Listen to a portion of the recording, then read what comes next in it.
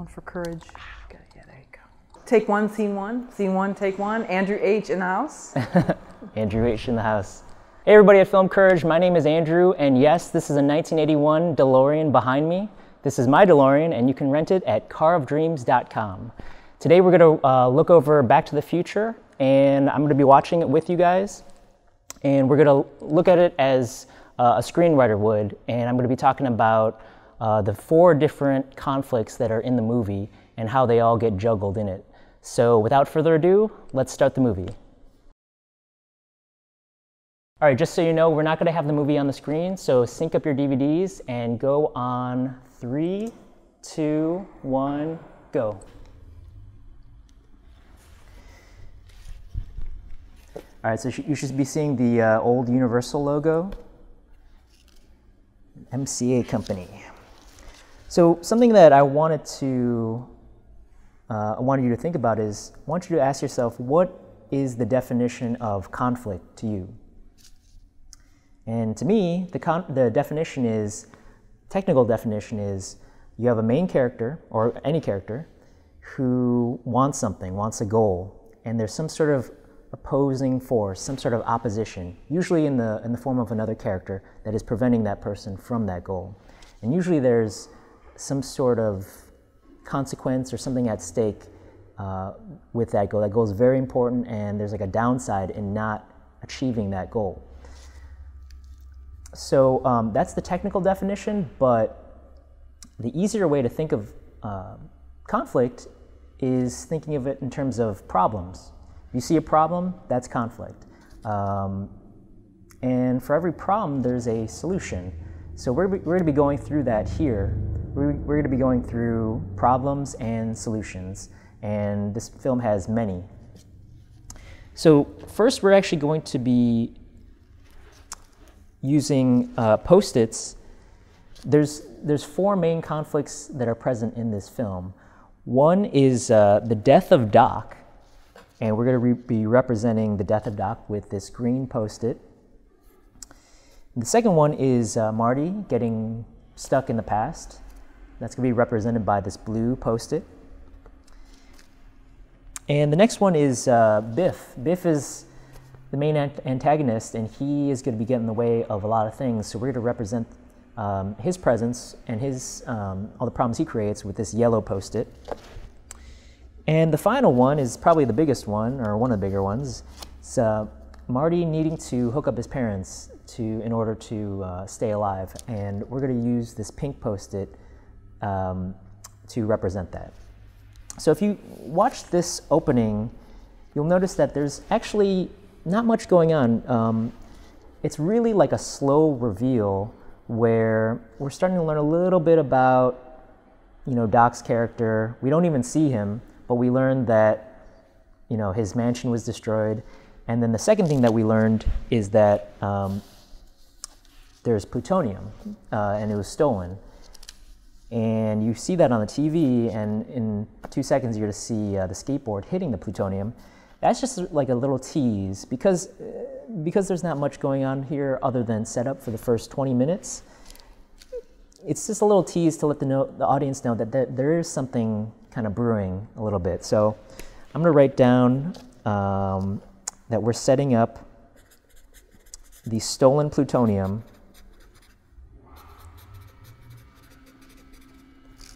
and it's coming up right here. Mm-hmm. So the plutonium is stolen, and it's the same plutonium that we heard about on the TV. And we see a skateboard too, so we see 2 worlds come together sort of thing. Right. Mm-hmm. Do we know why Doc's mansion was destroyed by developers? What happened? I don't think we know why. I mean, I think it's just that he was rich and he put all his savings into creating the time machine. Interesting. And he built it in his garage. So everything here is kind of a slow reveal. We don't even, the filmmaker is, Robert Zemeckis is doing a really good job of just not giving you everything. He's not even showing you Marty's face. Like you see right here, you see the back of his head, and you don't even get to see him. In the beginning, you saw his legs, which weren't even Michael J. Fox's legs. It was a stand-in? Right, yeah. They didn't have Michael J. Fox for that, for that long, so they had to you know, they had to use whatever they could. Plus, you don't even know whose place this is at first. You're kind of Right. in the dark about that. You don't really know. You're just trying to put the pieces together, and you're just seeing that. And here we see Marty McFly. He's got the sunglasses, and he takes them off right here. So that is our main hero. Right. So for the rest of this, there's a lot here that just sets up Marty's life. So I'm going to use the purple Post-it for that. And I'm just going to write that we're setting up Marty's life. And there's not much going on. There's not many problems. You're sure he's late for school, but that's, who cares? I mean, it's just, he's just late for one day. He doesn't make the audition after that, but, it's not the end of the world. So not a lot of problems are going on in the beginning, and it's just a bunch of setup and a little bit of teasing to try to get you interested. That's actually the purpose of that plutonium. But for this, I'm just going to put down that we're setting up Marty's life, and that he's basically this really cool guy who, skateboards behind cars, and we learn that he's a guitarist and that he's late all the time. He's got a girlfriend, and eventually we learn that he wants that 4x4, that truck. But right here, Power of Love by Huey Lewis, classic. Plus, we see the sort of eccentric world of Doc, but we don't totally know whose place it is. But all the clocks, and then his little mechanism for the morning routine with the toaster and everything. Right. He definitely has personality, and he's not even there. His character, I mean, and and so we're kind of this is all just to establish character, and that's really important to you can have a character that's in conflict, but sometimes the audience the audience really needs to be invested in that character to care about someone in conflict. I mean, it's the difference between seeing a total stranger get into a fight at a restaurant versus like, your best friend or something. It's just a little you're focused a little bit more on someone that you really care about. So here we set up that he's a cool guy. He's always late. Rides a skateboard, and now we're introducing him to Jennifer, and also Strickland right here. But yeah, Jennifer is really just her purpose in this story is really just to serve as the stakes for the story. He can't really live a life in 1955 because he says he has a girlfriend here. He really cares about her. He really wants to see her. Maybe if he didn't, maybe he could kind of be okay with living with his, family, and they're younger or whatever. But no, he's got something at stake. He's got something, in 1985 that he really cares about. That's why he really wants to get back to 1985. And it also sets up Strickland as sort of this supposedly good force, but he seems to always be busting someone's chops who's not really that bad, but getting them in trouble for some reason. Right. So he's definitely a tough principal, but he's also as much of a jerky as he is, he's also right, because he warns them about Doc Brown and gives the Doc character a little more mystery. We're like, why is he all dangerous? What's going on? But he's right about Doc. Doc's put him in front of a moving car. Later on in the movie, when he shows him, the DeLorean. And yes, here we have Huey Lewis's cameo. That's great. And actually, if a little trivia is that, you see Michael J. Fox's guitar instructor was over there. He's the guy who helped him with the guitar. But Michael J. Fox already knew how to play guitar. He just he was playing along with the instructor. Oh, you see the Goldie Wilson truck right there? Yeah. I always wanted a jacket like this. Oh, really? Yeah. Yeah, these jackets are hard to find, actually. Some of these are, like this whole outfit sometimes, like the... 501. Yeah, this red vest was kind of hard. Oh, you got... Cool. Michael J. Fox checking out the women there. Uh-oh. Isn't there a meme about that right now? Well, I don't know. Like, distracted boyfriend, I think. Anyway, sorry. I actually had a big crush on Claudia Wells. Yeah, I guess she did. And I met her in person. I kind of made a fool of myself. Oh, no. What'd you do? No, I was just at her store, and then I was like, she was like, do you need any help? And I was like, yeah, no, I'm fine. I'm over in this area. I'm just looking at these clothes. It was like a giant wall. Nothing was there. Oh, well. So there we have the 4x4 that Marty wants. Right.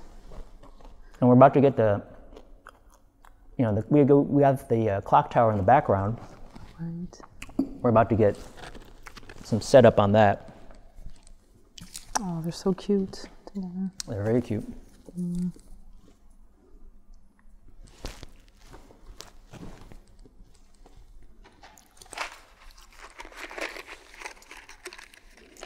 There's actually a lot of exposition in this,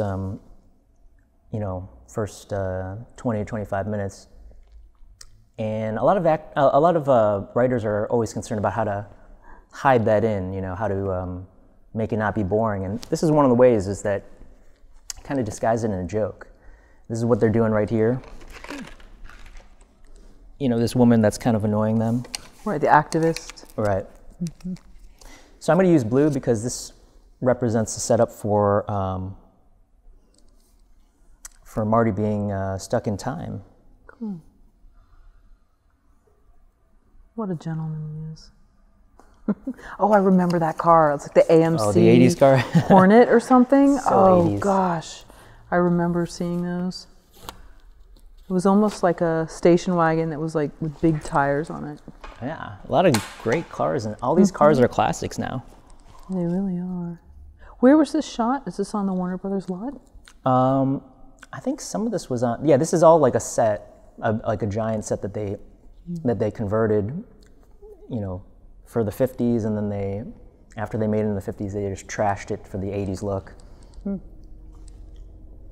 So then we saw the clock tower information, like the flyer. We know that about the clock tower.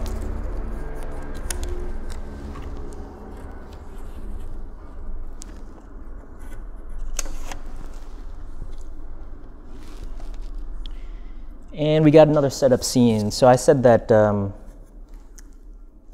conflict of Biff getting in the way, we revisit that throughout the story, and this is our first introduction to that. You see Thomas Wilson just really, controlling Crispin Glover's character. I love Crispin Glover in this. Yeah, he's great. I think the director had to he would do some crazy stuff, I heard, and then the director had to tone him down a little bit. I heard the same thing. So Biff bullies the dad. Mm-hmm.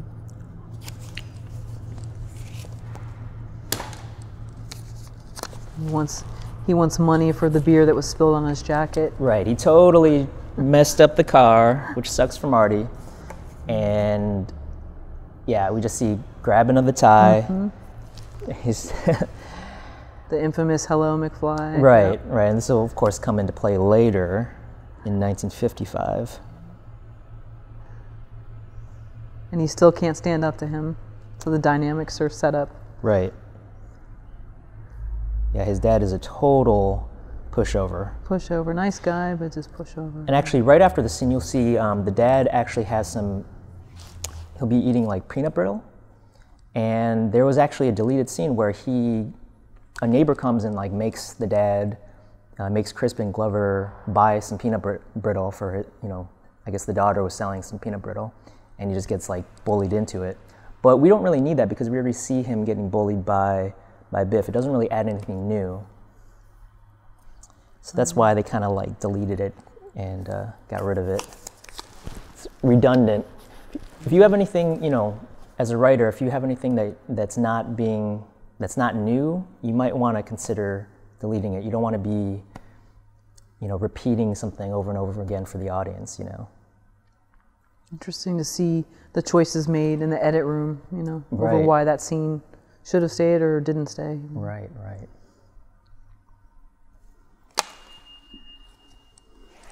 some popcorn here. Okay, great. You got your drink, or you're good? No, okay. You want some popcorn? Oh, I'm good for now. Thank you, though. Maybe in a little bit. All right, so here's a Peanut-Brittle scene. They totally cut, so they totally, that's where the scene was. And there's just a lot of setup here. There's a lot of exposition. The writer was saying that sometimes you try to hide exposition, and sometimes you just gotta let people just say it. So there's gonna be a joke here about Uncle Joey. Right. That's disguised in a joke, but later on Lorraine kind of says certain things that she just says a bunch of exposition about how they met. Sometimes you just got to get that out of the way, you know. You could see too in her sort of demeanor that she's very blasé and right, kind of beaten down, but you don't know quite what's going on just yet. Right. You see some subtle things like she's drinking. She doesn't really look that healthy, you know. You see Marty's brother, has kind of a crummy job. Yeah. Everybody knows who that is, right? It's Jimmy Olsen from the Superman movies. Oh, okay. And that's Wendy Jo Sperber? Right. Okay. Wendy Jo Sperber's character, she can't meet a boy. Of course, this will come back later.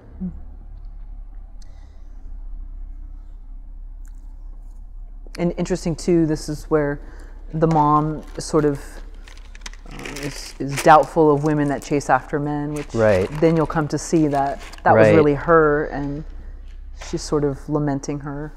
Yeah, I think the writers were wondering, if they went to school with their parents, what would they like them, and would any of those things that they told them, would they be true? Like, I had to hike, 15 miles to school when I was your age and stuff. And we see that actually it's quite the opposite. Interesting.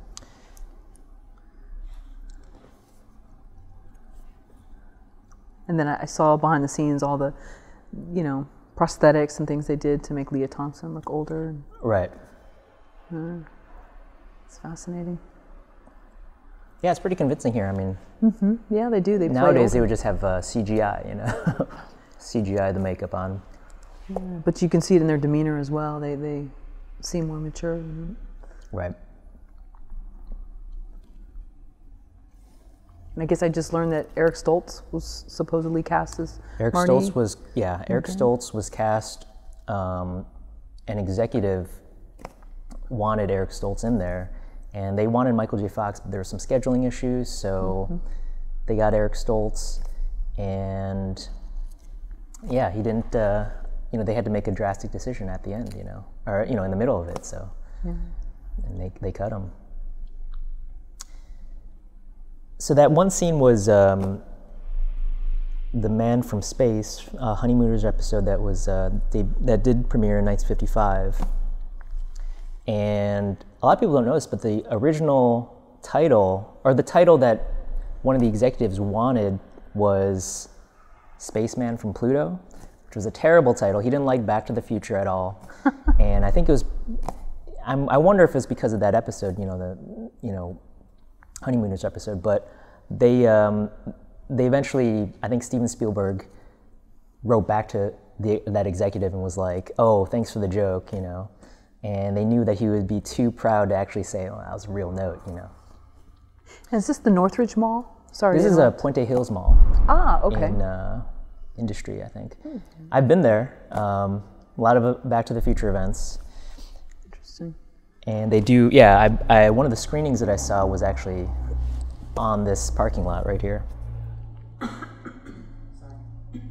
So going back to that, I should actually say that all that info we're going to write down as set up for the information on the family. So, all that she was talking about the Enchantment Undersea Dance, and what were you doing, bird watching, and all that stuff, can't find a boy, the sister can't find a boyfriend.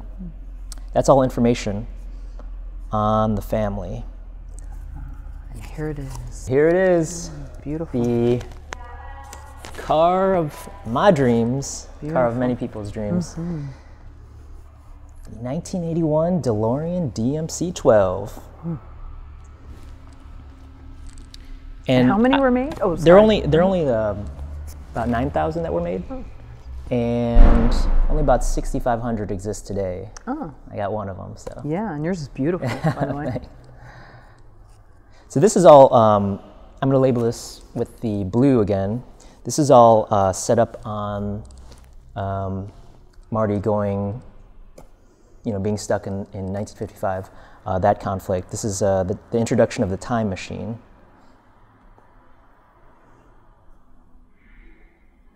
This is in the middle of the night, right? This is in the middle of the night. He's meeting Doc. And he's a filmmaker. I think this was one of the first scenes that Michael J. Fox shot once he got the role. Ah. Wasn't he doing Family Ties at the same time?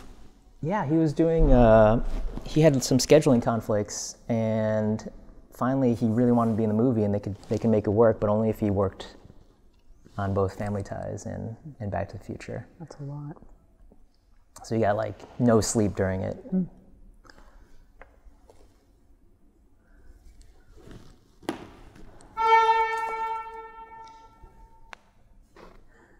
Okay, and there's Doc with his...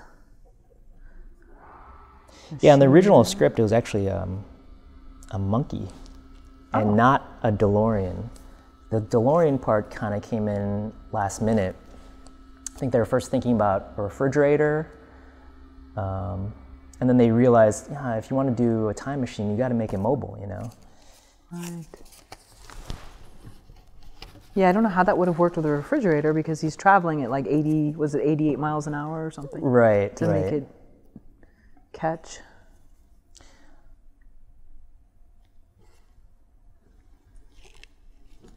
Love the old camera there.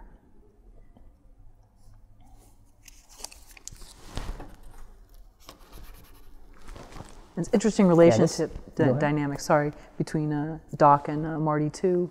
Right, they don't actually get into it about how they know each other, but I don't think it really matters. They just, Marty's a cool guy, Doc's really eccentric, of course they know each other. Right, makes sense, yeah. Of course he helps him with his experiments, At 4 in the morning. But you know what, Strickland was right.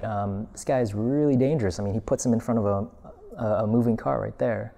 Oh. I mean, what if it doesn't go back in time, Yeah. Wow, that's cool with the sparks. And there we go. Back in time. There we go. Infamous shot. He's realizing it's worked. There was the filmmakers screened this in front of a test audience that knew so little, they didn't know anything about the movie, that when they first saw this, they thought that they had just like disintegrated the dog.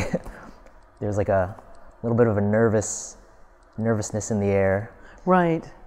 I could see why. Right.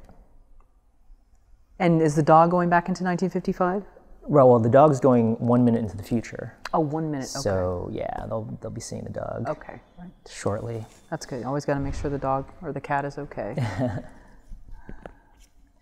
Yeah, there are a lot of changes that were made in the script. The original script actually did not have the clock tower scene in it. It had there was like this big nuclear reaction, nuclear test site scene that was at the end.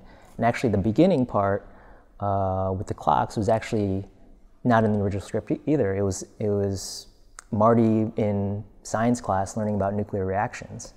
So, you got to be open to changes as a screenwriter. Mm-hmm. They decided to make do the clock tower sequence because it was a lot cheaper and it tied back into the story better.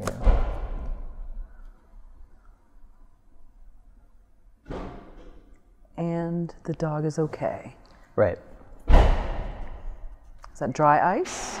Yeah. So that's well, actually, I think that's liquid nitrogen. Perfect timing. By the way, we're in a garage, so someone in a really nice Porsche just started up.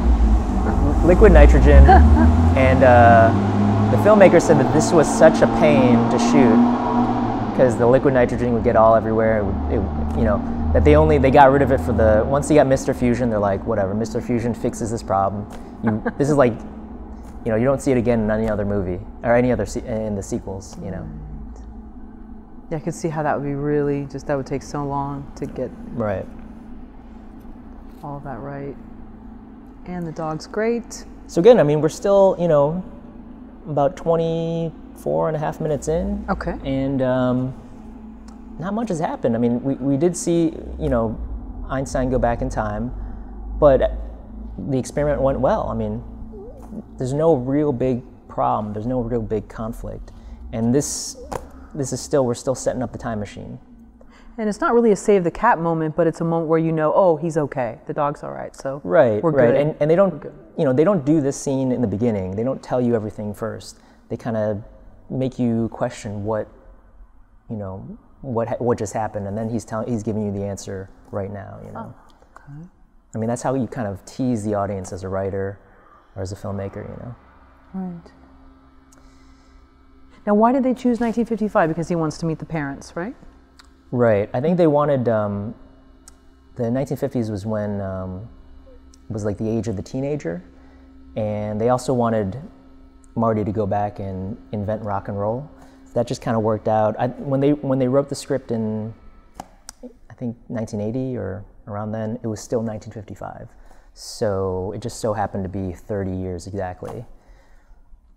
But yeah, that was the age of the teenager, and you know, it was a good time to be in, you know. Yeah, Chuck Berry and all those people. Right. So all this that Doc is saying right now, this is all exposition again, and sometimes you just have to just let it out. It's a good performance here. Yeah, and excellent. we're already intrigued enough to be, you know, to listen to this and not get bored. We already saw that this is a time machine. We're interested. Now let's hear more about what Doc has to say, you know. Right. And he's eccentric, but he's not where you're afraid of him. There's like a trust factor. Yeah. You can trust him, you know. There is a trust. Mm-hmm. And now he's talking about the plutonium, mm-hmm. which could be very important. Mm-hmm. It's going to lead us to our first big problem. Right. The plutonium part scared me as a kid. I was freaked out by it. Right. It's very scary. Yeah. The music and everything. Mm-hmm. You just hear it from the music, you know, when it comes in.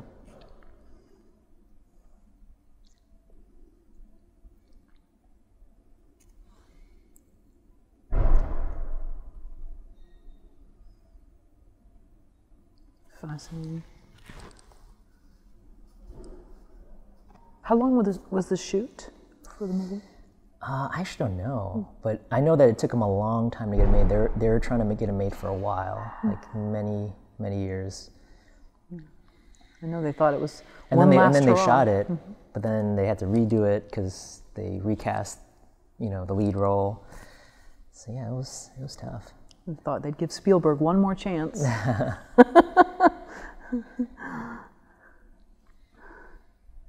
Actually, Spielberg was like the only one that was actually interested in the movie. They took it to all these different studios. Everybody thought it wasn't raunchy enough because all the top teen movies were all raunchy comedies. Like Porky's or... Right, mm-hmm. right. And then, except for Disney, who thought it was like too dirty with the part incest, about the mother. Yeah, right, yeah, uh-huh. right. Or at least they saw it that way. Yeah, right. Yeah. And then I think they were freaked out by, didn't they think something else was witchcraft or something? Or maybe I don't know about that. Okay, I wasn't sure. But yeah, it wasn't PG enough. And there's the cool doors. Doors open up. So fascinating. The DeLorean is such a great, you know, I'm glad they chose the DeLorean because it's such a unique car.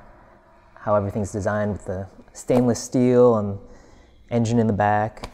Gull-wing doors, you know. Yeah. I remember being a kid and my mom telling me about the DeLorean, how it was like this big failure and it was being shown at a local shopping center. Oh, really? Yeah, it was a big deal at that time. So here's our first major problem.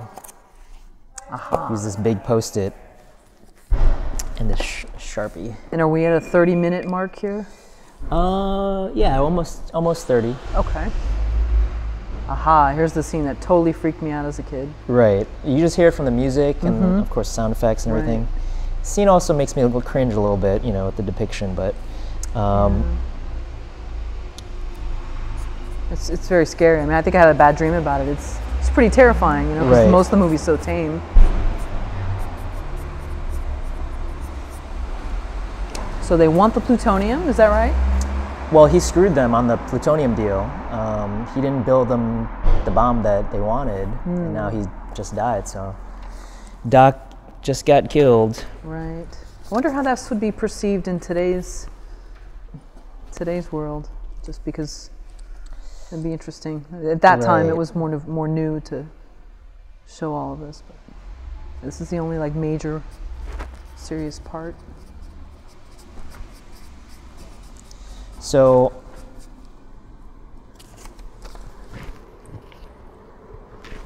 if you see, we're also going to write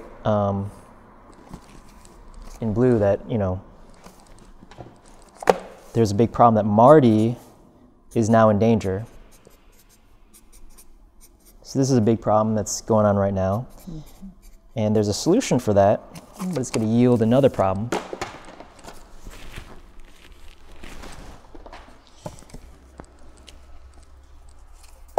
So 30-minute mark, this is where the true conflict begins. Sort of. I'll talk about that in a bit, but that's more 3-act structure. Ah, okay. And if you're a writer, you should know about 3-act structure, but I think the first thing you should know is that it doesn't always work with every film. It's not screenwriting religion. But this film, it does fit in very nicely. So obviously, you know, the first act is him in 1985, second act is in 1955, and then 1985, when he gets back, is the third act. But I like to look at this film in terms of how it juggles its 4 conflicts. Okay, so we see right here, he hits the gas. Right. Solution, Marty escapes with the car to get rid of that problem. Up. Over 80. And now he's traveled through time. And this is the scarecrow scene. Right. So this is another problem that he's got that has the same solution. So he's, you know, before he was in danger and he uses the car to escape. This family puts him in danger again and he uses the car to escape. So I think they said with the scarecrow scene too, they did that on the soundstage, or like not soundstage, but it wasn't actually moving. They kind of just superimposed it. I actually don't know that. Okay, maybe I'm wrong. This DeLorean, actually, one of the reasons why they did use it is because not only did they want the time machine to be mobile, but they wanted it to be here in this, for this joke right here, where they think it's a spaceship. Right. I'm totally freaked out. Yeah, right, and he's in this this suit and suit.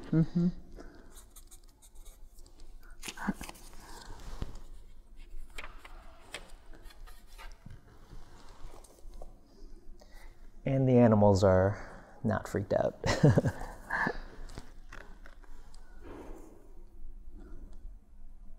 So I'm not going to write it again, but it's the same thing. Marty's in danger, and he escapes with the car, you'll see.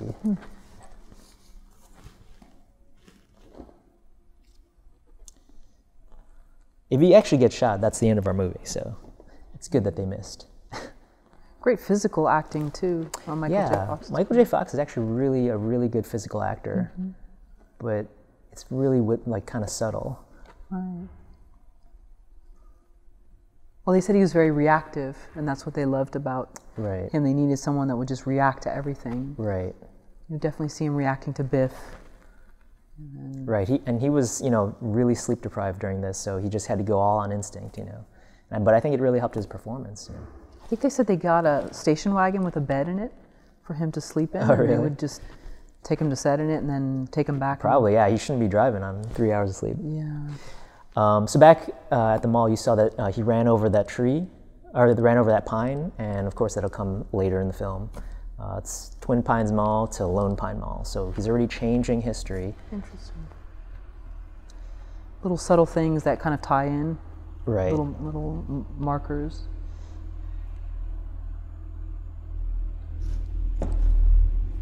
And we got a realization of another problem here. Of the big problem is that he's in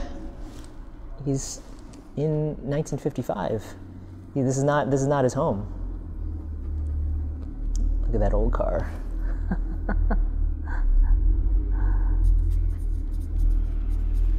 A nice couple for a Sunday drive, totally freaked out by him.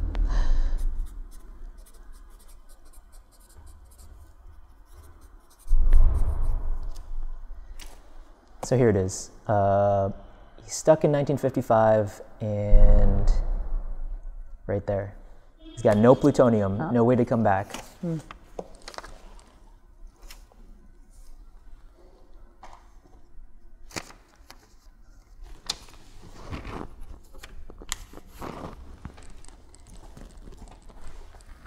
So he hides the DeLorean.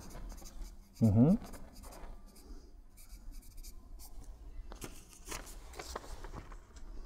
He makes it so easy to push. Is it a light car? It seems like it'd be a heavy car. It's a pretty heavy car. Is it? Yeah, it seems like it would be. I've never pushed it. So oh, that's good. Okay.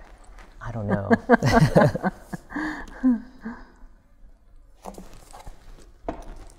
Great. The movie theater. The nice Ronald Reagan plug there. Oh, yeah. Ronald Reagan actually saw the movie, and he really enjoyed it. There's a joke later when Marty goes and meets Doc, you know, about the President of the United States, and yeah, he actually, I think it was in his State of the Union address, he mentioned the film. You know, he referenced the film, so he's a big fan. That's funny. So yeah, we're just kind of taking it all in right here. See the clock tower in the back. Right, and it's such a big problem that, I mean, the filmmakers are kind of, you know, just letting you experience it, you know. I mean, if you're trapped in the past, I mean, you might as well see, you know, every shot is like kind of like a nightmare. Right, you know, everything looks different. The clock tower works now. And he's wearing the outfit you're wearing, which it's right. modern, and those, you know, for him, but right. It looks like a space outfit right. for those times. Everybody thinks he's you know, it's a life preserver. Well, we don't get confirmation until right in this moment right here. Oh, and then we have reference to politicians saying the same thing as Goldie Wilson. Interesting. You can tell that the clothing's different. Right. And you just hear from the music, this is a big problem. I'm in 1955. Right. But for every problem, there's a solution, but we're not there yet. We haven't provided the audience with that yet. He's about to enter, he enters. Or, he enters now. Okay. So this is like where the cool kids hang out? Right. This is actually a set. It's one of the only interior sets, you know, where you can actually go in and shoot from the inside, according to the filmmakers. So they made use out of this, and supposedly it's been used in a lot of films, but... Is that Gilmore Girls set, too? Or? Oh, I don't know. Oh, okay. I've never watched that. So yeah, so he's in the middle of his problem, and his solution is to, get Doc's help. So, but he's, can't reach Doc.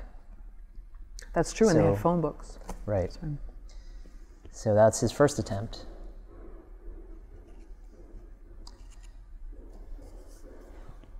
And again, he's a fish out of water. Right, right. So all these jokes here about Tab and Pepsi Free. And he's dressed totally inappropriate for that time. A little bit suspect. Right. And it's okay to kind of stop the story here a little bit, because we're still in the middle of a problem, and we haven't figured out the solution. It's a big problem too. So here's the introduction of. Well, we already know about it. The Biff in the way, the conflict with Biff. And then he sees his father for the first time. And here it is. How many kids in the 80s had that happen to them in school? Many. But the problem here is Biff bullies the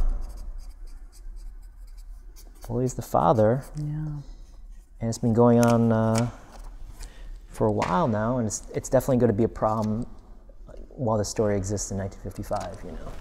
But it's interesting because Marty stands up to him because he doesn't really have the social issues at stake where he has to belong to any.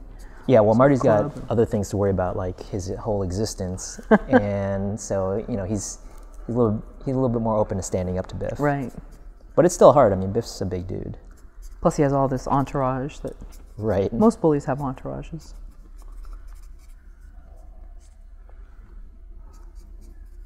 And I love seeing them like hop in the car like that. Just kind of like this lawless, you know, free-spirited way. That was also Billy Zane for all you Titanic fans in his first role. Nice. Okay. It's one of Biff's goons. Nice. I love how he's just so sort of partly in awe. Oh, and here's the politician. Oh yeah, and here's the, you know, we set up that Goldie Wilson was mayor, and here we get a little payoff on that info that we know about. Yeah, his look is priceless here. Marty's just feels like his life is like flashing before his eyes. Right.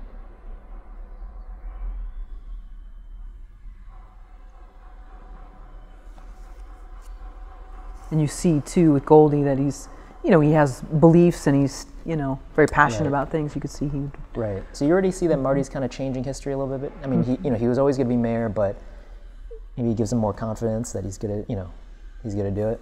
Right.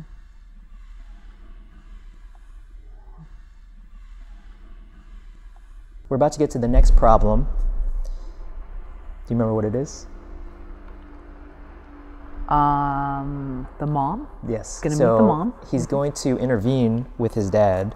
His mom told the story about meeting the dad when the dad almost got run over by her father. Marty intervenes. The infamous binocular scene. Who would really be changing by a window like that? Sorry. That's how I change all the time. Oh, really? Okay. Yeah. Right. Here we go. Yep. Pushes the dad out of the way. Marty intervenes with his dad's fate.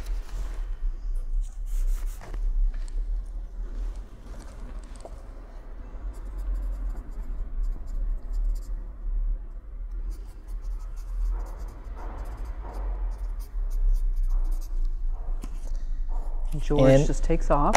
Right. George just takes off. Shows that he is. And there's an even bigger problem, which is that, which we will find out in a couple minutes, is that the mother likes him. Yes. Instead of the father.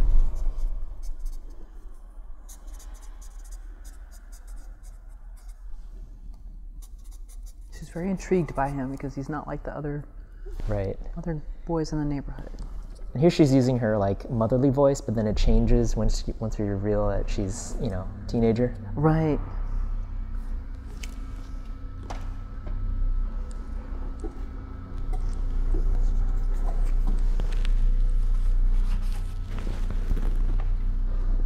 They're in her room, and it's perfect 1950s room. Right. And if you notice in the background by the mirrors over there, it's kind of hard to tell, but maybe if you have the Blu-ray, you could see that those are all like heartthrobs from the 1950s. So she's kind of a little boy crazy. Right. But she plays it really like innocently that I think that probably didn't come across on, you know, on paper. That it was probably read a little bit dirtier, but you know. She's still a good girl. Yeah, you see yeah, it she plays it like very innocently. Right.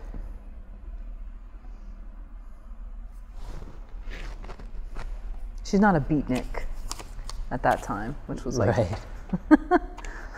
So problem is that now the mom likes Marty.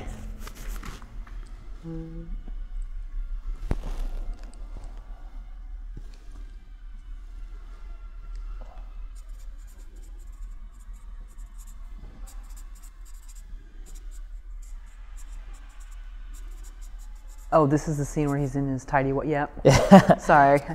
I remember this. And look at this physical comedy right here. Yep. Tripping, yep, falling.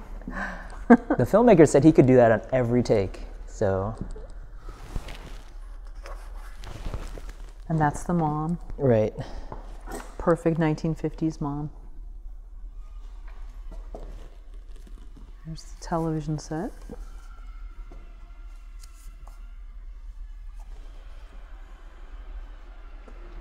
Perfect family dinner. Oh yeah, Jason Hervey? Yeah, yeah. The older brother from the Wonder Years. Mm-hmm. And there's that joke about Get used to Uncle those Joey bars. being behind bars, incarcerated. Uh-huh.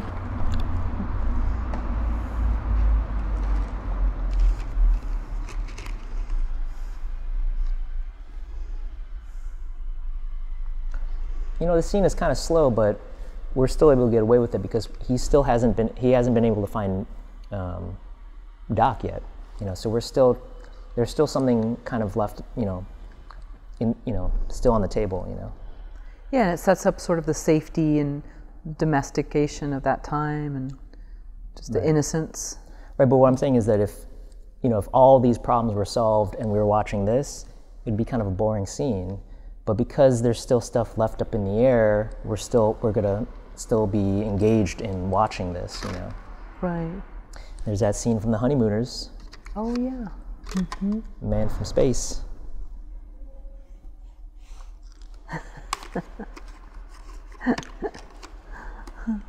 There's the precocious little brother. He says, "How would you know this scene?" Rerun. What's a rerun?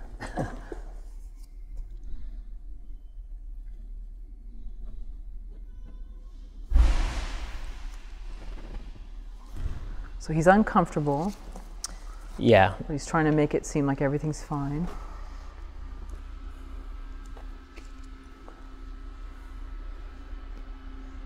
It's always awkward going to other families' family dinners. Right. I can feel the awkwardness of the scene. Right, these are his grandparents, but at a younger age, you know. Sure. It's like weird. Are you using the right fork? What if you put your elbows on the table? I mean, this film has a lot of, great comedic moments, but it's also like a good blend of action, adventure, and romance. You know, it's kind of weighs all those pretty well. You know, And a likable hero. You know, you want to root for Marty. Right, and I think we get that from right here. They, setting up Marty's life, and we see him. You have to first like your character before you kind of get on board with what their conflict is, what they want, you know. Yeah, had it been Biff, and we took a day through Biff's life, right, probably wouldn't feel anything the same toward the movie. Right, and also we hate Biff, so. Right. All right, so this is, he's still trying to find Doc, and he finally found him. I love Doc's place. So the solution to his problem would be to get Doc's help. Now, will Doc believe him? Right. So he found him, so that's good.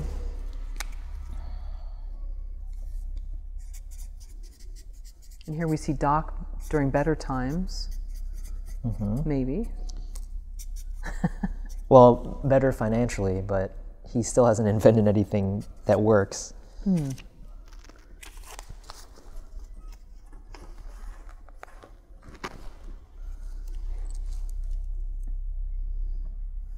But he doesn't question Marty. No, he's also like he also just hit his head too. If you see the bandage right there, and you know the story about how he he just came up with the flux capacitor. So he's eccentric, but he's also, hurt himself too. Right. Great physical comedy right there. Yeah. Again. It's weird. I think I heard that Christopher Lloyd didn't necessarily want to take the role at first. Oh, I don't know about that. Okay. Yeah. Have to ask him. But then he finally got on board. So here's another problem. So we got Doc's, we found Doc, but Doc does not believe Marty. So that's a problem. I mean, why would you believe that you invented a time machine and someone's from the future? I mean, right. Makes more sense as a practical joke, Sure.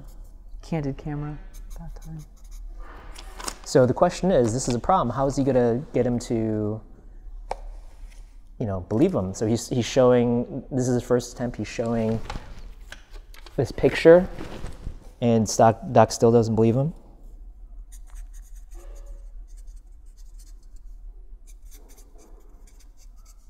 So he tells him who the president is, and that really makes him not believe him. Ronald Reagan loved that joke, by the way.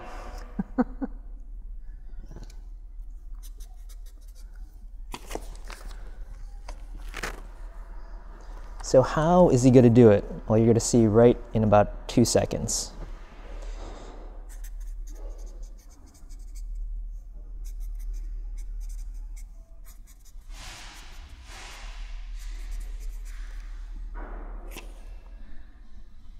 So this is the part of the conflict where no one's believing him. Right, but he just got his solution, which is flux capacitor. Now all of a sudden he's on board.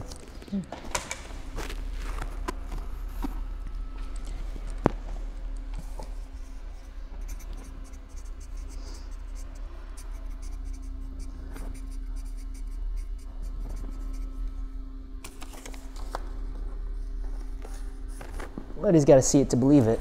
So he heard the story, and now he's got to witness his invention.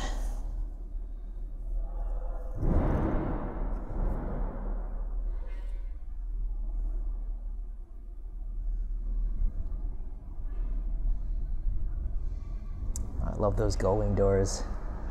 Yeah, I love that it's like a stormy sort of night too. Right. It adds to the stakes. Right.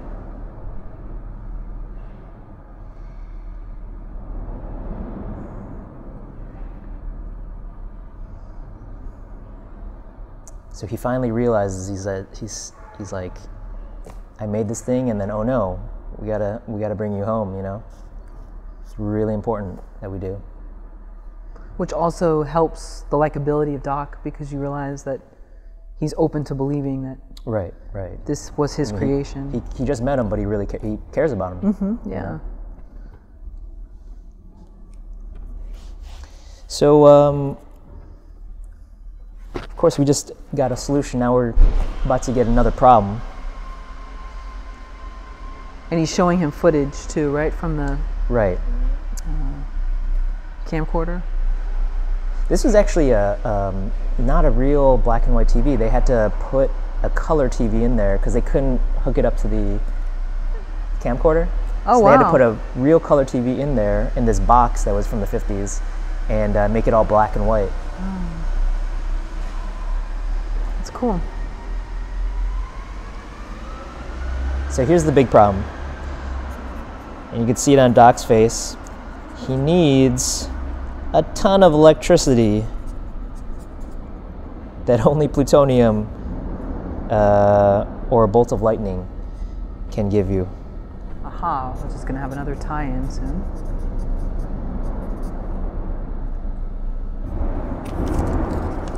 Yeah, I love how it sets up all these little clues throughout the film. It's great.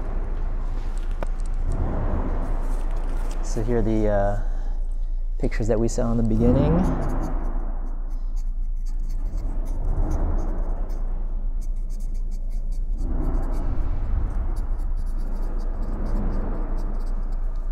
And what was Doc's claim to fame in the beginning? Do we know what, or sort of what he was sort of known for? I mean, he has a truck that says like 24-hour science scientist. That's what he was doing, but he hadn't invented anything big yet. So here's where we figure out what the solution is. He just says a bolt of lightning.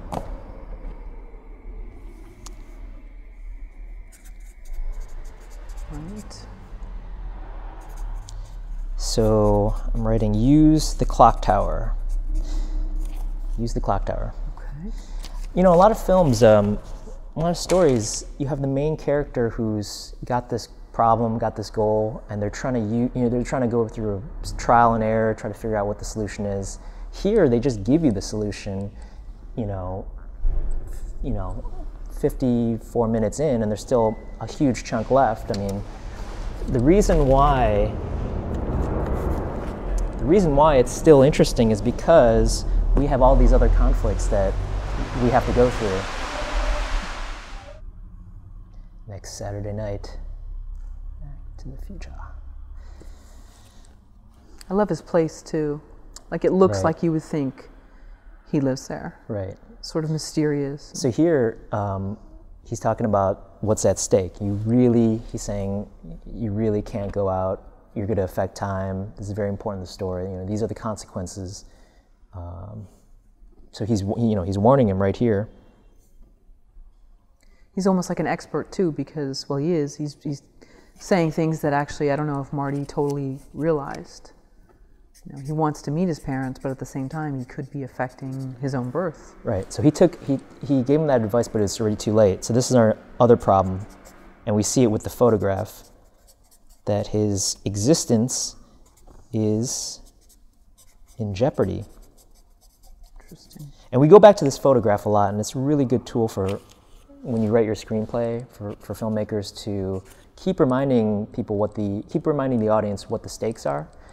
And every time we go back to the photo, someone's head's come off or someone's, more disappeared. And you'll see that a couple times here in this film,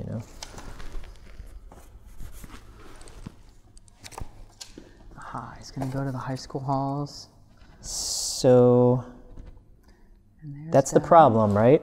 And the solution is that now he's got to introduce his parents.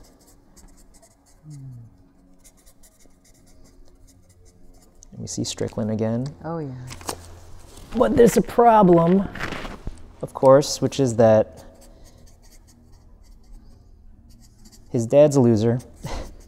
Who would love him? And his mother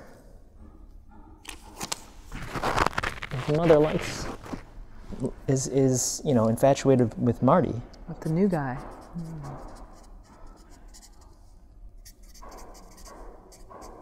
Mom likes Marty, is what I'm writing. So he's got to introduce his parents, his dad's a loser, and his mom already has eyes for someone else.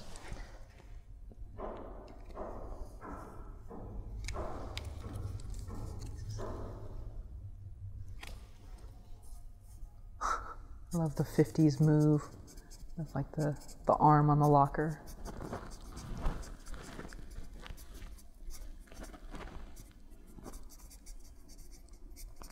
And I love that Doc is like this observer. He's kind of stunned, right? But he's fascinated at the same time. Because he's basically seeing his own creation and the effects of it.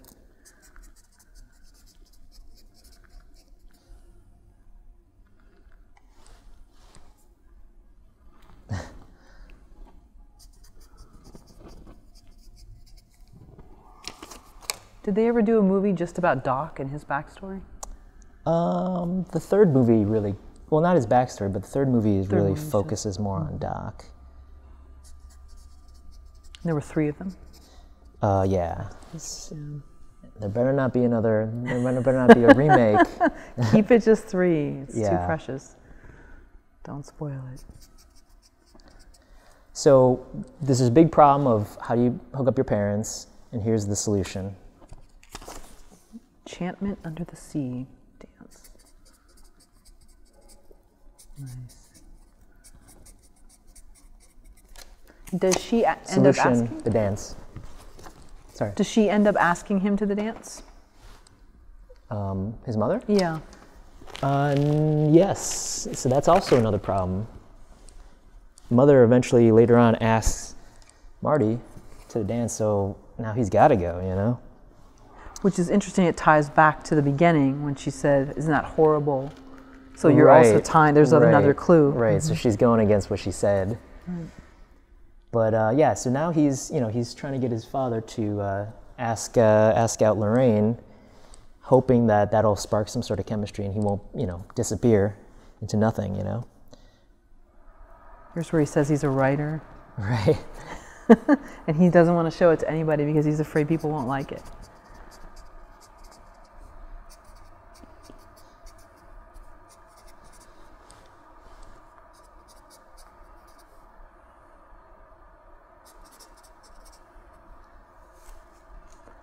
Yeah, Crispin's got great facial expressions. Right. Yeah. He's also a good physical comedian too. Physical actor. Great, sort of social anxiety and nervousness. I like it. Hey, we have another problem about to happen. Right there. Biff not only bullies the father, but he's also has no problem doing it to the mother. Right. So he's going to be getting in the way of things. And there's Marty. And yeah. So the solution to that one, which I won't write, is that Marty,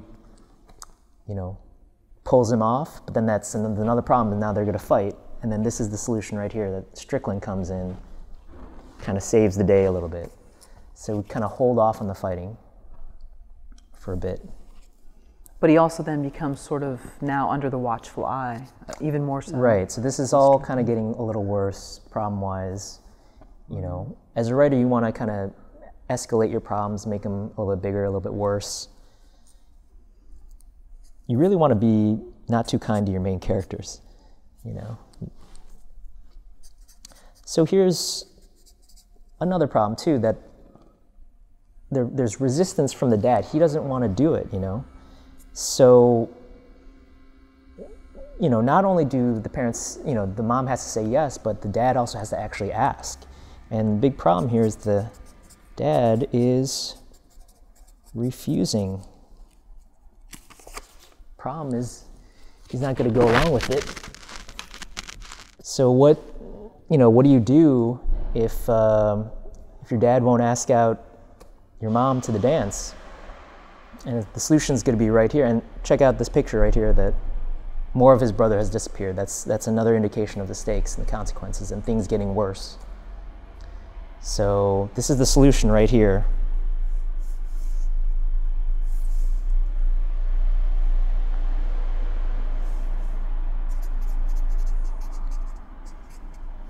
And again, we don't see everything right away, but it's just a little bit of a tease. We see the cassette, and then we see the reveal right here. The 80s Walkman. So I'm writing the solution is he uses an alien on his father to convince him to make him ask out Lorraine. And of course his father believes it. This was set up earlier by the scene when he crashes into the farmhouse, the barn, I should say. And the fear at that time or sort of fear and fascination of people from another planet, right. Creatures. So one problem solved now. Now his dad is totally on board. Here's a mini example about problem solution right there. Had problem, quick solution.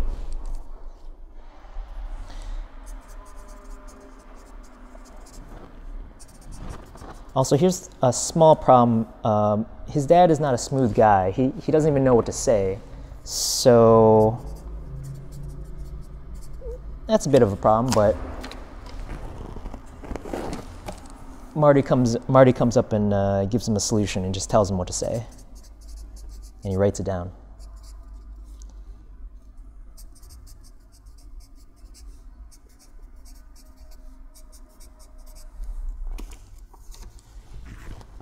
Yeah, I love the physical just look of Crispin, just right. He's disheveled. His hair's all messed up. Shirt's hanging out. Awkward poses. Right. It's great. So this is good. He's told him what to say. His dad's on board. Now all we got to do is wait for the mother to hopefully say yes. What could go wrong? See Goldie right? in the background dancing. Right. Having fun. Goldie's dancing. Everything's fine. All right. Get me a chocolate malt or whatever he says. Malted. Seems to have swagger and confidence. Comes over. I used to have a little crush on Lorraine's friend. Was she in Little The Darlings? Was she in the movie Little Darlings with Christy McNichol? I don't know. Oh, okay. She kind of looked like the girl in it. Yeah. It's a great movie, by the way, if you're into 80s movies. Little Darlings? Little Darlings. Just a side note, people. Sorry. It's a great camp. 80s camp movies were big for a while. And here we go. So, yeah, here's another problem. I mean, of course, everything would be fine if not for... Uh-oh. Biff.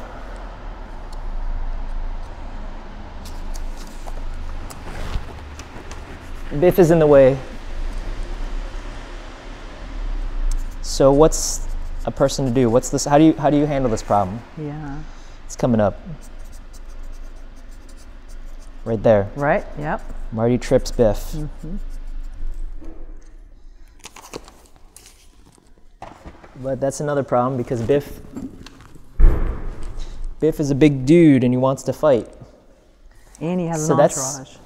Yeah, so that's another thing really quick. So Biff wants to fight, and so his solution is just to punch him and flee. And this is where he sort of invents the skateboard. He invents the skateboard as he does it. Rides it effortlessly. And he's got the cool Converse on too, so Right. these guys just, they don't know what to make of him.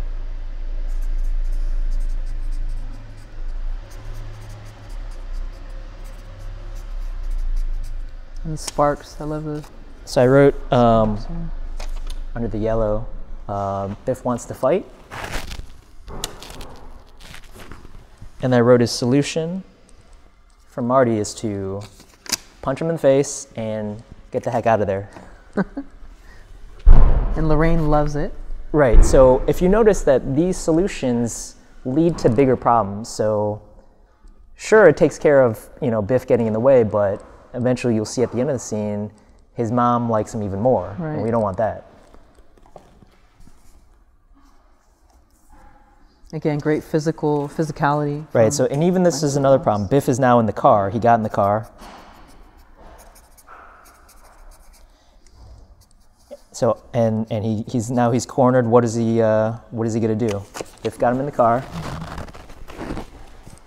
Solution right here.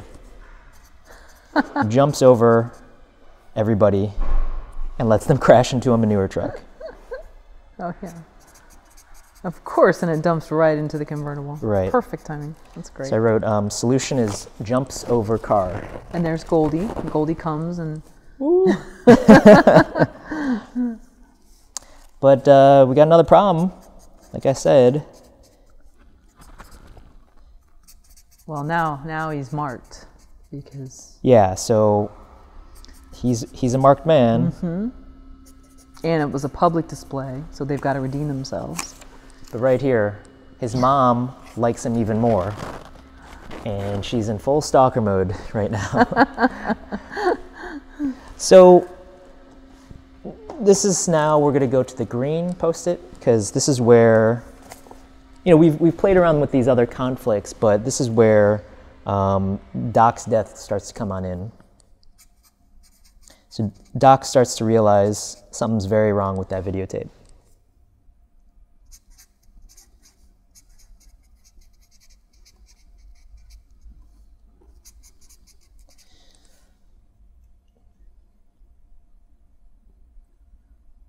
So if you see right here, here's the problem.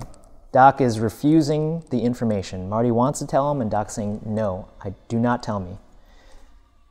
So Doc is the opposition to Marty's goal. Marty wants to tell him, and Doc's saying, no, don't tell me.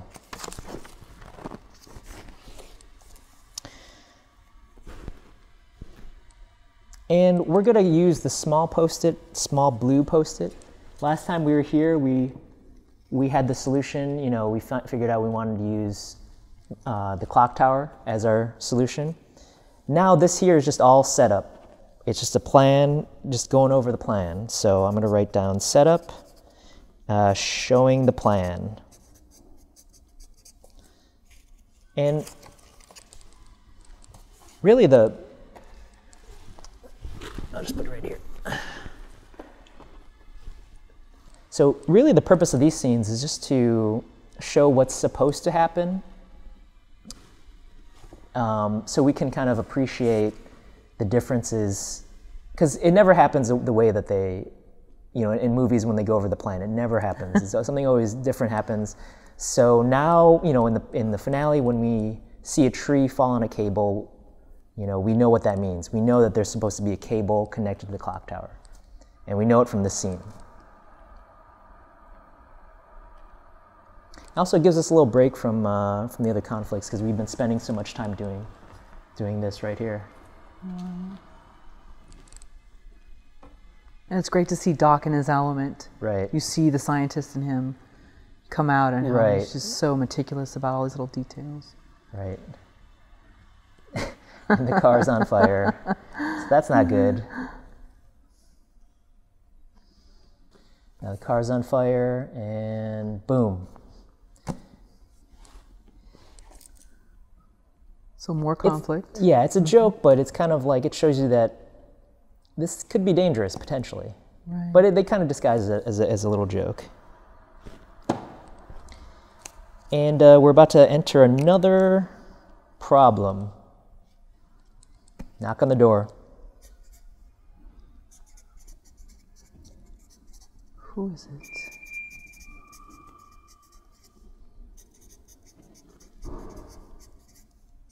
They've got to hide the car. They got to hide the car because it's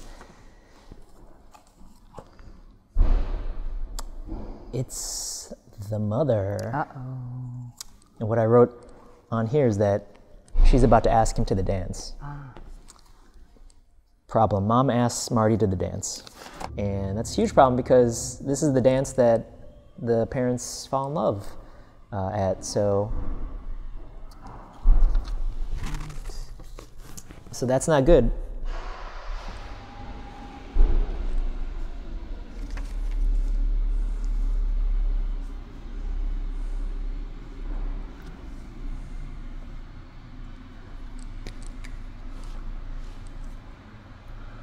I like the awkwardness, too, of their body language. It's great. Right. And again, Doc is observing. Sorry. And she's doing exactly what she said, you know, right, not to do, you know. She doesn't like women who do that. So it's great. It ties back into the opening of the film and establishes more of sort of his home life. She's making a move on him because he protected his dad, but then now she likes him more, you know. So the big question is, if they're going to the dance, what's the solution? It's coming up right here. Okay. In this scene. So they come up with a plan to stage a fight where the father protects the mother against Marty.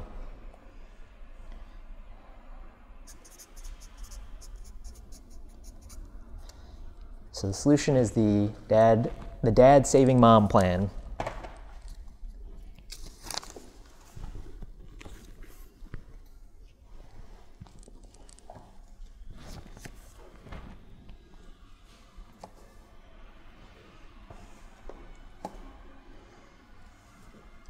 And I love too that this is taking place while he's like hanging laundry out. Right, right.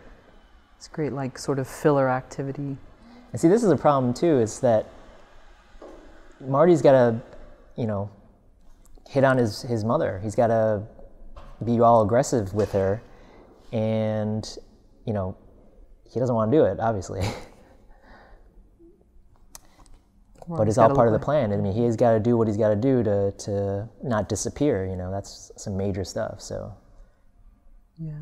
So he's got to play sort of this bad guy. Right. And obviously, remember what we said about plans?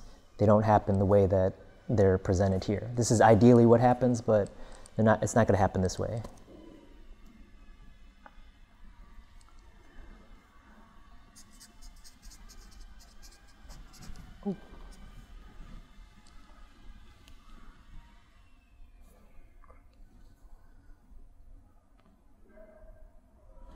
So he gives him Doc's old advice. So, new scene, and the emergence of, or we go back to this problem of Doc's death again. So you'll see Marty's going to try to tell him, and the problem is that Doc is really adamant about not knowing. He's really going to refuse the information again. So I'm writing, problem is Doc refuses again. And what's the reason he doesn't want to know? Because he's seen how bad Marty has messed up his fate with his parents. So he said, I don't want to do that. If the less I know, the better.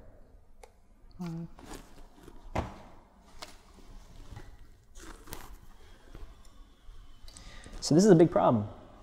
Marty really, really wants him to know because his life is at stake. So what's he going to do? So look, he's really, even more than the last scene, he's really, strong and firm about this. Do not tell me. And here's the solution. Marty's going to write a letter and just hope that maybe Doc will change his mind and be just curious about it and read it one day. I love, too, that it takes place in a late-night diner. Like, right. How many, I would always love to do that, but there's not that many late-night diners where you can just, sit and do something like that. It's in the 50s, great location. Mm-hmm. Do not open until 1985. That's the solution. Marty's letter.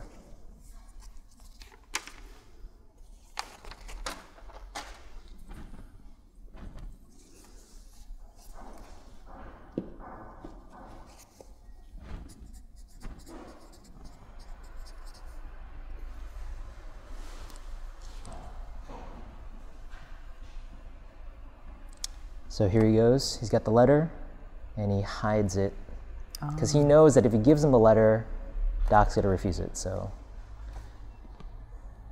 we still don't know, though, what's going to happen, if Doc's going to read it or not. So it's not a perfect solution. Not yet. So here is Doc's got to be convinced,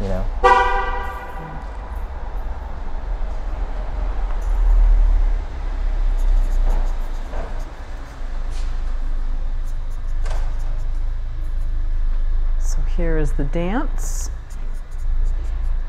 And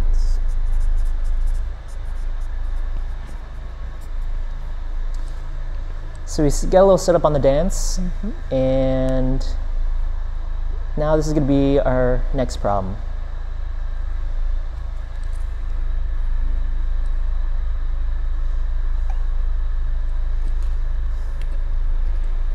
So you could already see Marty's kind of struggling right here. Mm-hmm. He's got a hit on his mom, but it's not something to do. And she looks like she's, she wouldn't mind if he did, So this is not good. So I wrote here, the problem is Marty can't do it, and eventually you'll see that Mom does it for him. Mom kisses him. Right. I love the old flask. Is that a flask or a bottle? Yeah, a flask. It's great. So she's doing all this again. She's doing all the things that she said, or no, she's doing stuff that will lead to, her drinking later in life, and she's totally way different than we thought she was, or that he thought she was. Right. Oh, and she's smoking too. Right.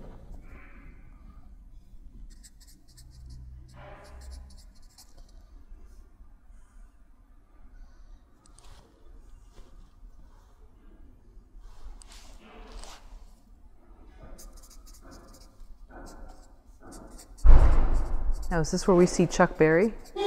Yeah, that's well, supposedly that's Marvin Berry, his cousin. Oh, okay. So a little nod to Chuck Berry. So the dad, now it's time. Oh dang. Mother's now removed her jacket. It's go time, and he really doesn't. You can just see it in his body language. He really doesn't want to do it. Right. Yeah, I could see where maybe Disney would have trouble with this part. Yeah, right. So right now, Marty, we're in this problem right here. Okay. So what's the solution? Yeah, this was maybe the plan that he wasn't expecting. Right. It turned on him a little. Well, the solution is also the problem here. It's that it's a little bit of a cheat because he doesn't do anything, but right here when she kisses him, the mom is disgusted. So he doesn't do anything. Well, she feels rejected. Yeah. But now she just feels like, ew, this is gross. You know. He looks terrified, so she doesn't know what's going on. She's mad. She's like, this is gross. So that kind of gets him out of it. Now the mom is no longer interested in Marty. But will she be interested in the father? And here's another problem. Boom, there we go. Uh-oh, here he is. He's back. Biff wants revenge. And here's another problem. Biff is about to assault the mother. Right here.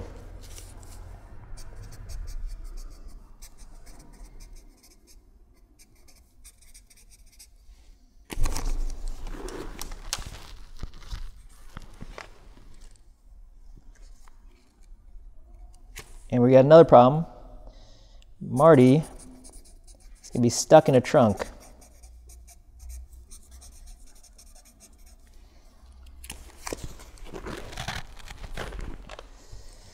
But the band helps him out, gets rid of these guys. So the band is part of the solution.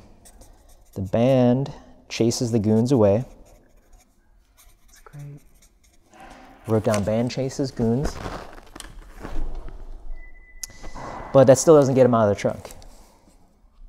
So what's going to happen? I mean, Lorraine is still in trouble. Here's our solution right here. And it's George.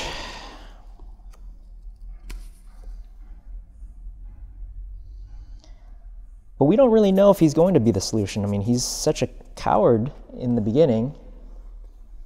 He has to make a really big choice here.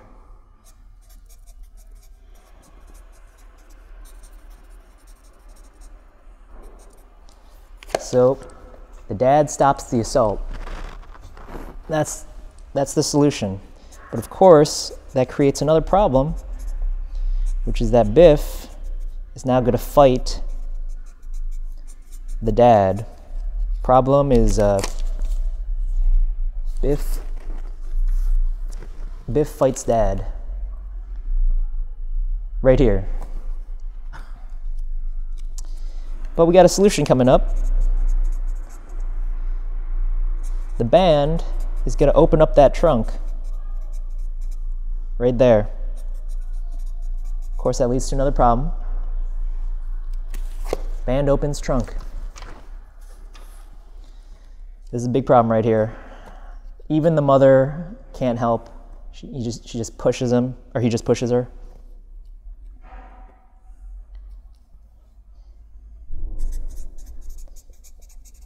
We're about to see the very end of the Biff conflict right here.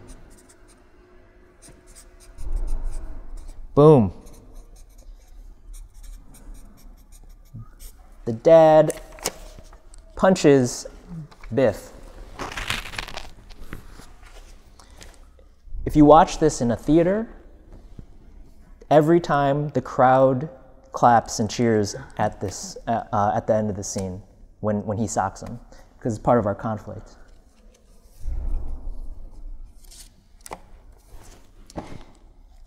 And it's helping. You think that this, just punching him will bring him together, but Marty ends up looking at the photo in 2 seconds and realizes we're not over yet.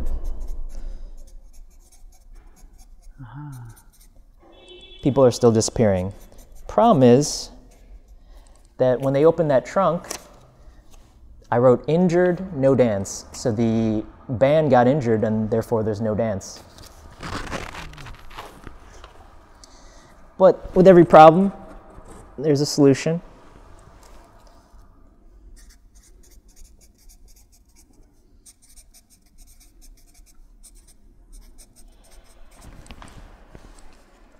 Look, his hand's all bloody, it's all injured.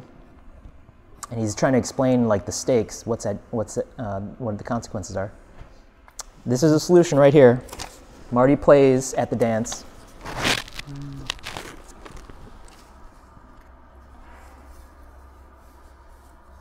But we're going to come up with another problem with the greatest character in movie history. Oh, okay. We see the photo that we're still not. His siblings are still disappeared. He's all alone now. And now the greatest character in cinematic history who just cuts in and decides to dance. So I put the problem is a guy cuts in. Guy cuts in.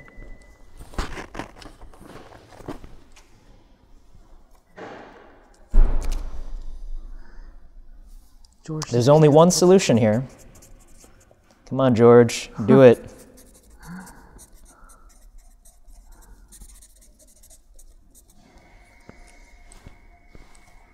We're seeing what the downside is of this goal not being fulfilled. His hand is disappearing. Right.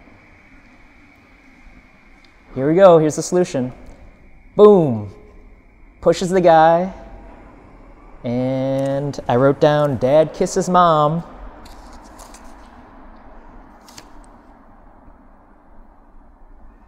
Boom. He's back. And that is the end of that conflict. And guess what? In the screenings that I saw, big applause right here. Lots of cheering. Because we're at the end of this conflict, and Marty at least can exist. Right. Biff is out of the way, Marty can exist. And Biff's been humbled. Right. Biff's out of the picture. Right. So this next scene coming up is the Johnny Be Good scene. I'm just going to write Marty invents rock and roll.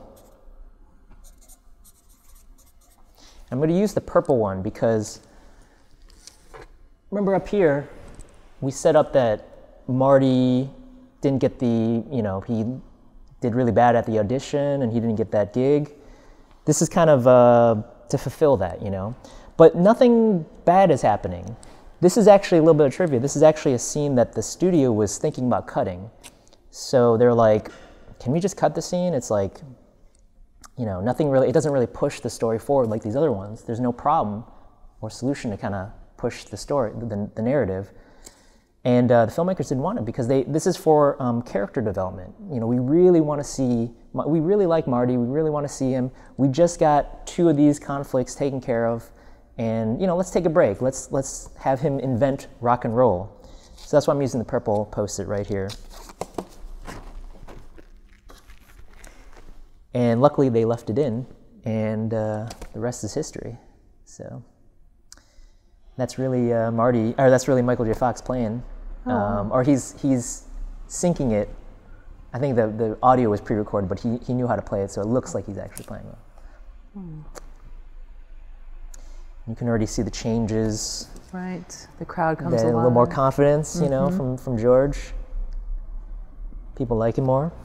Right.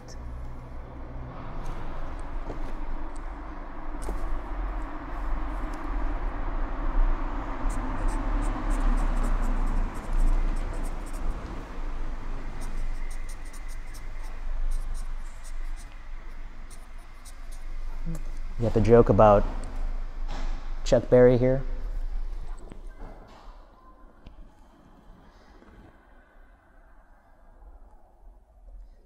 So yeah, I know the filmmakers wanted to kind of reference all these like guitar heroes, you know, these guitar legends and everything. So he's got a little bit of Eric Clapton and, you know, Chuck Berry and Pete Townsend. You know. Any Eddie Van Halen in there? It's kind of an Eddie Van Halen move. They made reference to Van Halen in the Alien scene, you know. Okay. They had Jimi Hendrix right there.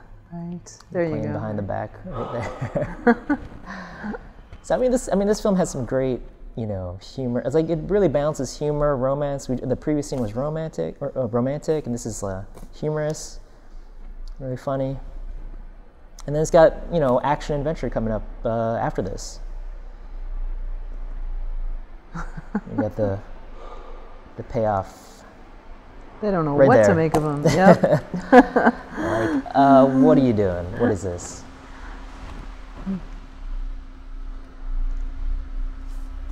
This is great too. This is, you know, in the next scene he's going to be late, and now we have a kind of a good excuse as to why he's late. Even though his character is already late, we would have bought it anyways. This kind of gives, you know, gives a little more as to why he was late. So here he says goodbye.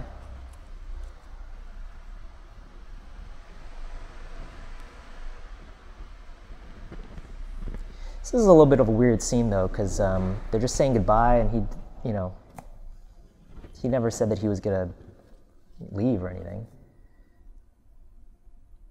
Just like a weird, and then he says something weird about like if they ever have kids, you know. But by this point, we've gone through so much interesting conflict that we're willing to forgive a little bit, you know. This is at the end. Right. He's not quite sure what's going to happen. Right, but he's just in case he's saying goodbye, and he's saying, hey, just in case you have a kid, you know, that.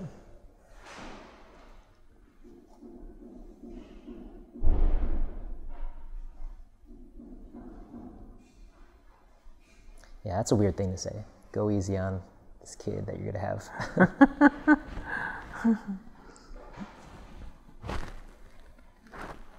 And I guess that's how he gets his name. He gets named after himself. All right, so now he's late, and we're about to get, you know, and that's about to exacerbate a problem that we're about to have, which is that Doc is about to find that letter, and he's got no time to tell him after he rips it up. All right, so this is good. This is the, you know, for the writers out there, you want to, you know, you want to have this, you want to have like a ticking clock or something where it's, you know, time is of the essence, you know. It makes everything a lot more interesting. Yeah. I mean, if they had all the time in the world, then that's actually what the sequel did in its finale, which I think is kind of the reason why it wasn't as interesting. They had all the time in the world to get their goal, and there was not a ticking clock. So if you like this and you want us to do Back to the Future 2, let us know. Yeah, put it in the comments. Whatever happened, was George in the second one? No, he was not. Crispin Glover asked for a lot of money, and they just decided to kill him off. So. Oh, that's too bad. Would have been great. So this is all, you know, set up for, you know, he's trying to tell him, you know, remind the audience again what's going to happen, you know. He's telling him, once this clock goes off, you got to go. So this is, you know, this is information that we need to know. But you could just hear it from the music and, you know, the situation. I mean, this is, you know, we're tuned into this exposition. It's very important for us to hear. And the stakes are high. There's kind of a storm coming. And right. You could just hear the, you know, music. Wind. And they you know, Marty knows this is probably the last time, you know, it might be the last time he gets to see him, you know, they hug. Yeah. And he doesn't even, maybe not, maybe this doesn't work, you know. We don't know as an audience, you know. Right.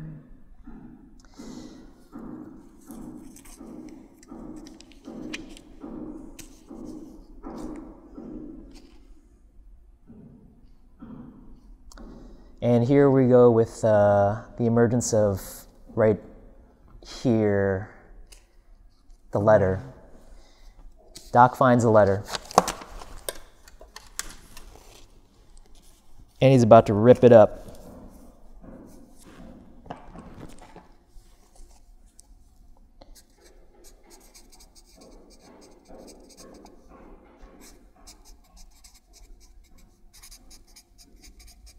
He rips it up right here. There's no way he could read it.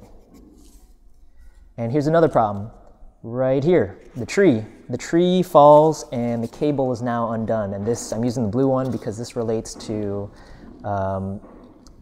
being stuck in time. I mean, if there's no cable, he can't go back in time. So that takes priority over the green conflict where, Doc doesn't know yet about his fate. So the solution here is what they're working on right now. They're going to rope up the cable, bring it up with a rope, and Doc's going to pull it up. Solution: rope up the cable.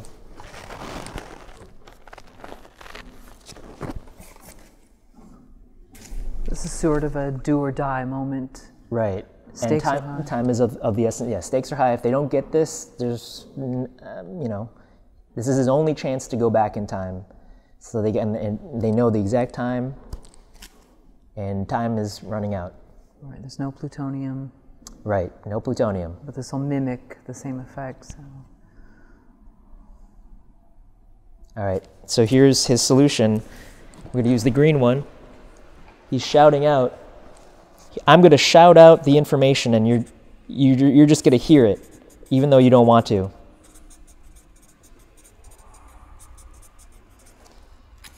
But then the problem is that the bell is too loud. So I'm writing problem is that there's a loud bell and no time. Only has 4 minutes left. So now Marty makes a choice. He says, I gotta go. I can't, he's not even wanting to listen. I tried several times. Right. I tried to shout it out. I just gotta go. This one takes higher priority, this going back in time.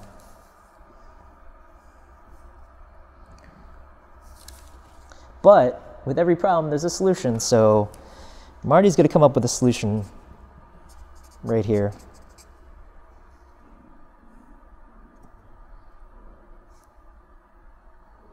Of course, Doc is working on,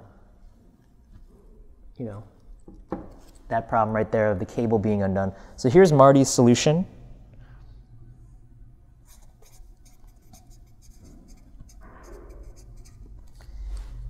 Well, first he has to get ready for he's got to put the thing in there. Right. You know what I mean? Look at that gull-wing door.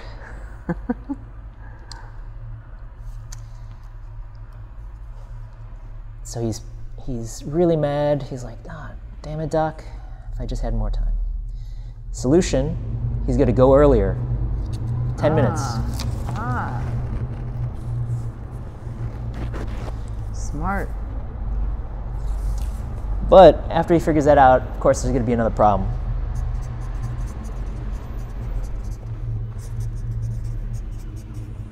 Everything's going well. Oh, the car just dies. Uh-oh. And we're using the blue one because it relates to him going back in time. So I just wrote car dies as the problem.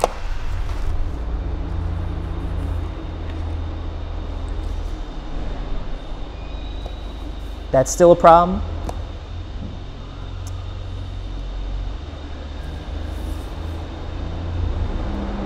And it's about to get worse. Right there. Doc is now in a really bad position. He's hanging off the clock tower. So I'm writing down, problem is Doc is in a bad position. And we see the car still not working. Mm-hmm. Look at Doc. He's barely got one of the cables. The other cable's out of reach. What does he do? Well, the solution is right here. He times it really carefully.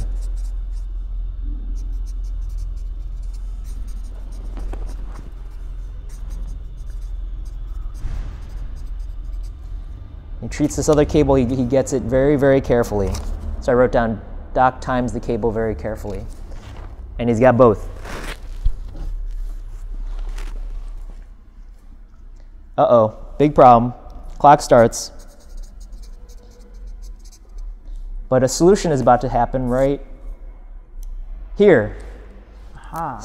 Hits the steering wheel with his head. More physical. And he goes, yeah, it's very. Acting, yeah. So I wrote down problem as the clock starts. But the solution is the steering wheel. And Doc's got another problem right here. Doesn't fit. So if you notice, there's all these problems. I can't write these fast enough. So I wrote down problem is the solution is the steering wheel. And what just happened is the tree is in the way. Oh. So there's Doc's solution, which is to pull really hard. But of course, that solution creates another problem, that the other cable is now not connected. So I'm just going to write down the problem is the tree, and then the solution is to pull harder. Okay, and he's going to get to 80 miles an hour. And he's coming. This better work. So another cable is undone, and he's about to come up with a solution right here. He's going to rope down and connect it.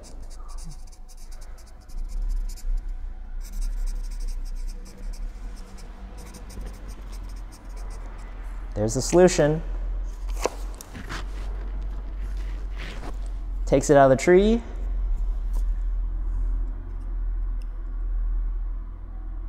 Marty's coming.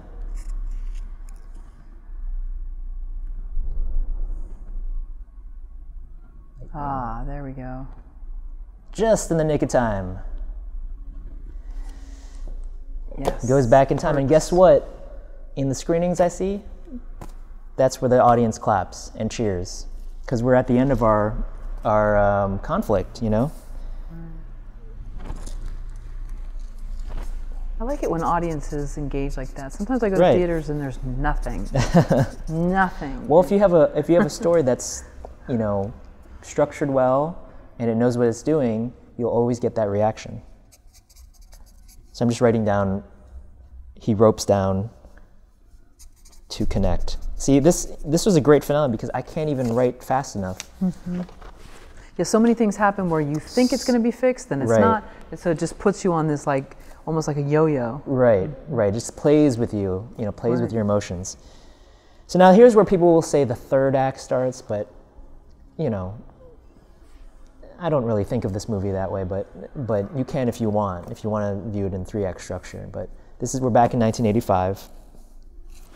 But even though we're back, of course, there's got to be another problem. And what minute mark, sorry, are we? We are at 142. 142. In a couple seconds. Mm-hmm. See the homeless guy. But there's also going to be another problem. You know, now that he's back, it's great, but, you know, the story is still continuing. And you'll see the problem. I mean, because he still has work to do. He still has, you know, he went back 10 minutes earlier. Now he's got to tell Doc, you know, because Doc ripped up that letter. Look at that gold wing door.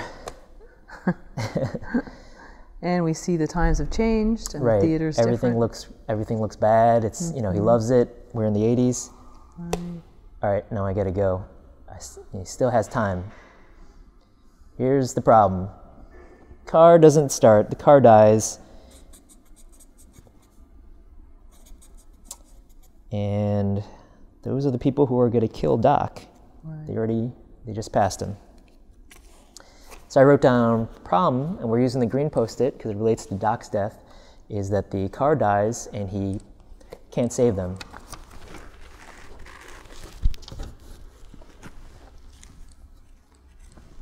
So he's running. But you know, there's a solution, right? To this last problem.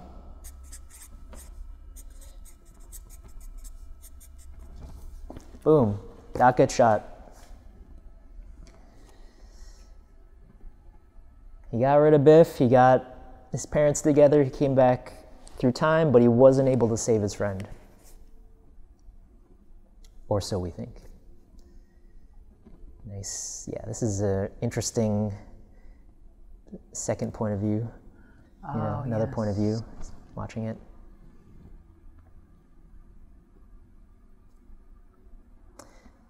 And here's the reason why they chose that mall, because it had a slope, a hill.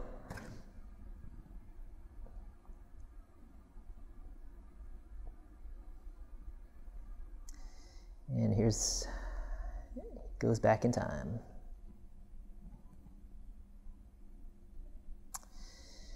So I said with the previous 3 conflicts, the audience cheered like crazy. They don't cheer like crazy here because it's a slow reveal and because we think that he's dead. And Marty doesn't actually do anything. Or Marty writes the letter, but it's Doc who takes the initiative to read it. But there is a reaction. Every screening, there's like a slow applause or slow cheering, like, woo, But it's a little bit different, and it's because they reveal it in a different way. It's a little more indirect, the revelation, that he has a bulletproof vest. Doc read it and is ready. Right. So that's my last one right here. The solution is Doc read it and he's ready. He went back in the garbage can. I guess he still had the letter. He taped it up. Taped it up.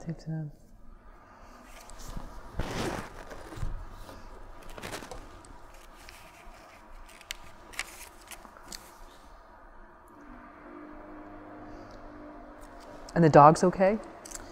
The dog's still there. The dog didn't get shot. Oh, good. So that's important. And of course, we just, experienced all this, and it was really fun. So we're gonna have some time, we're gonna have some fun, seeing Marty's life, how it's changed. We're gonna use the purple one again. Okay. So in the beginning, set up Marty's life. He invents rock and roll right here. Now we're going to see how his life's changed. But there's no problem, so everything's good.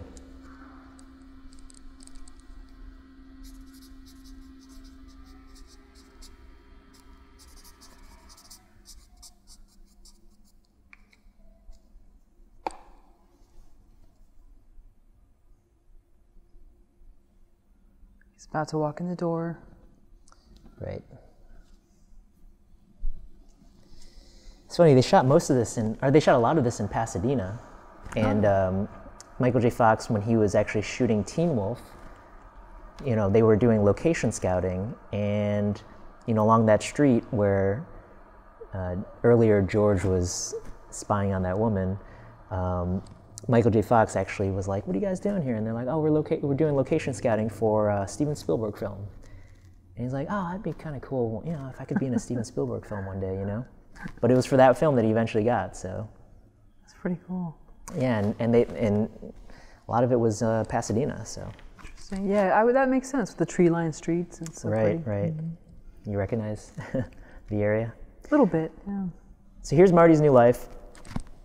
I mean, there's some plot holes. I mean, why don't his parents recognize him, especially after they named their son after this friend that had such an impact on their lives,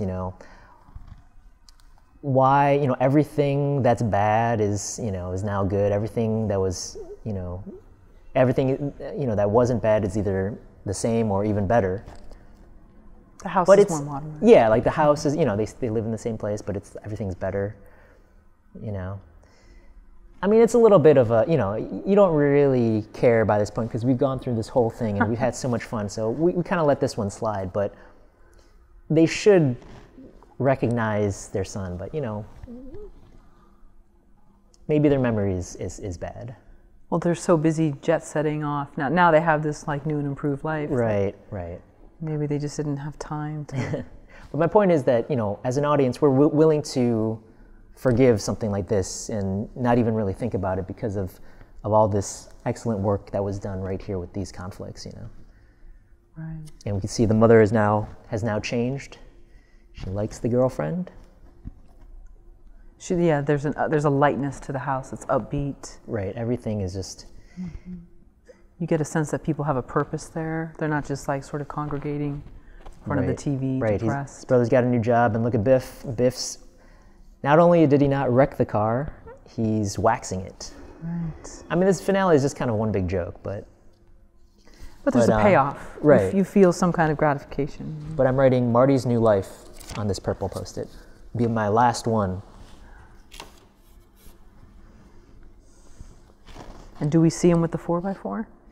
Or the Toyota 4Runner? Yeah, which so is the 4x4 is coming up. Okay. And of course we set that up in the beginning that he wanted it. No, that's cool. Spoiler. That's good.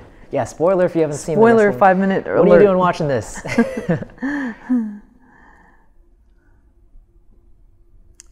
And yeah, everything's great, you know. And yeah, and we love these characters so much that we want to see them, you know, in times when there's no big conflict, you know. And even Biff is lighter. He's Yeah. like sort of goofy and silly. Right. He's not as much of a bully. And that's also a kind of another sort of plot hole, or maybe they're just really forgiving, but this guy was gonna assault, you know, was in the middle of assaulting the mother, and then now he's still in their lives, and, you know, but it's really there for comedic effect, you know. Sure. So he got the 4x4, he's got the girlfriend.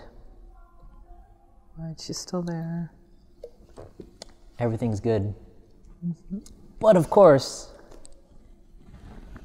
we gotta have one more problem. I lied when I said that this was the end, right? The problem's coming up. They can't even kiss. Right here. Ah, he's back. Doc comes back, interrupts them. Look at that gullwing door. All right, there's a problem. He needs him for something. Right.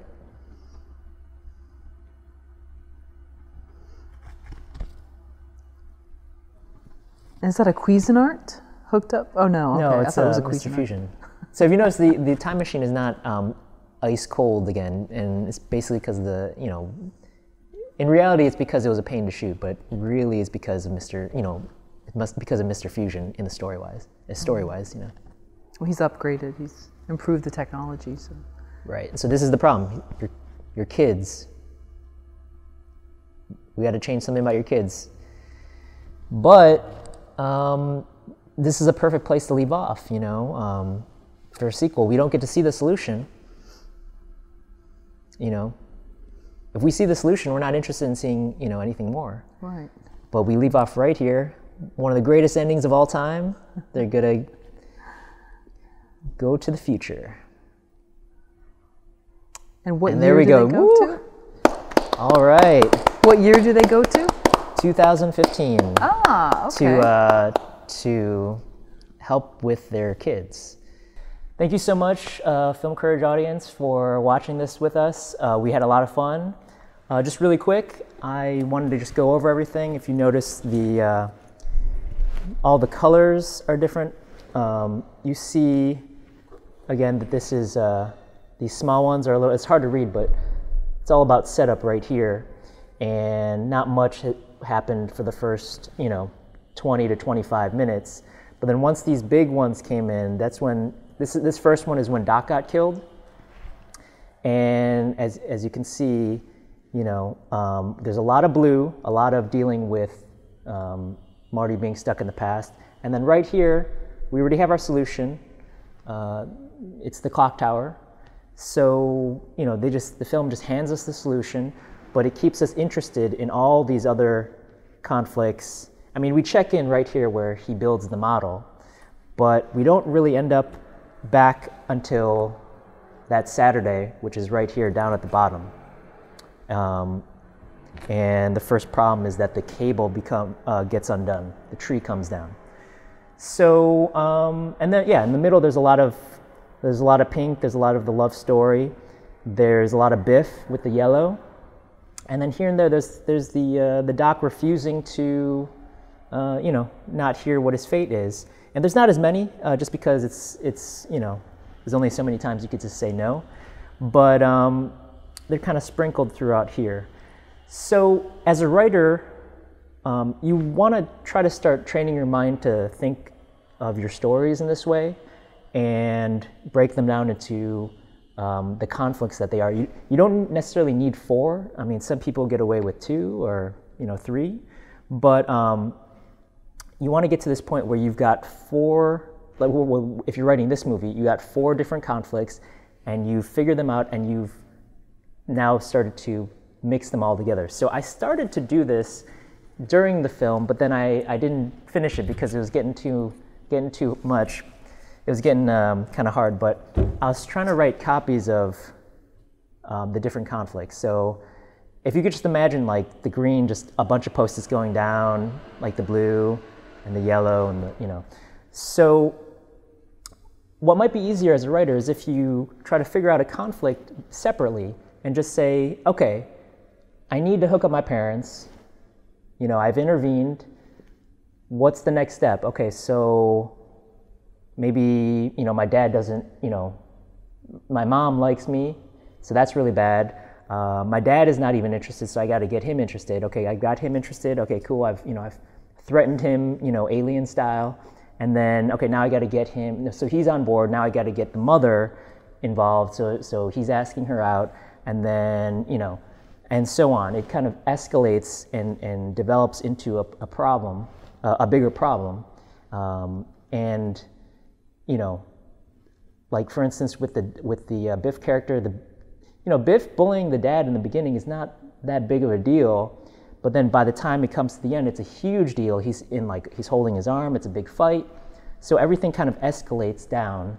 And same thing with this.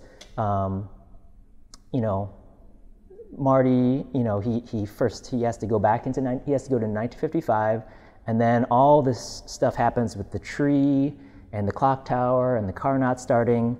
All this starts to happen, and then with Doc being killed, first he has to get killed, then he has to refuse to know, and then he has to, we have to figure out solutions to that. So that's where the letter comes in at the end. So if you develop your story like this, then it becomes not as hard to then rearrange them into a configuration that works, and you start to maybe do a little trial and error and say, hey, I'm going to put this here. What if we just, pause this conflict here and come back on it at the end, and we deal with all this stuff in the middle. So yeah, I think that this is kind of what you need to train yourself as a writer to start, maybe include it in your writing process and not just think of stories in terms of 3 acts. Think of them also in terms of conflicts, in terms of problems and solutions. Every problem has a solution. And so I would just start training yourself to start writing this way and also analyzing movies this way. And maybe you'll see movies a little bit differently, and maybe you'll understand why certain people have a reaction, certain audiences have a reaction to, the end of each conflict with, in this case, cheering and applause, and yeah, so. When did you start watching the film with a writer's eye? I know you've said you've loved the movie since you were a child, but when did you start watching it? Probably recently, I think I broke down the movie a couple years ago. No, you know what it was? It was 2015. I saw those. There were, obviously a bunch of screenings in 2015 to celebrate, the 30th anniversary. But I went to a bunch of screenings, and I noticed the reactions in the crowd were all the same.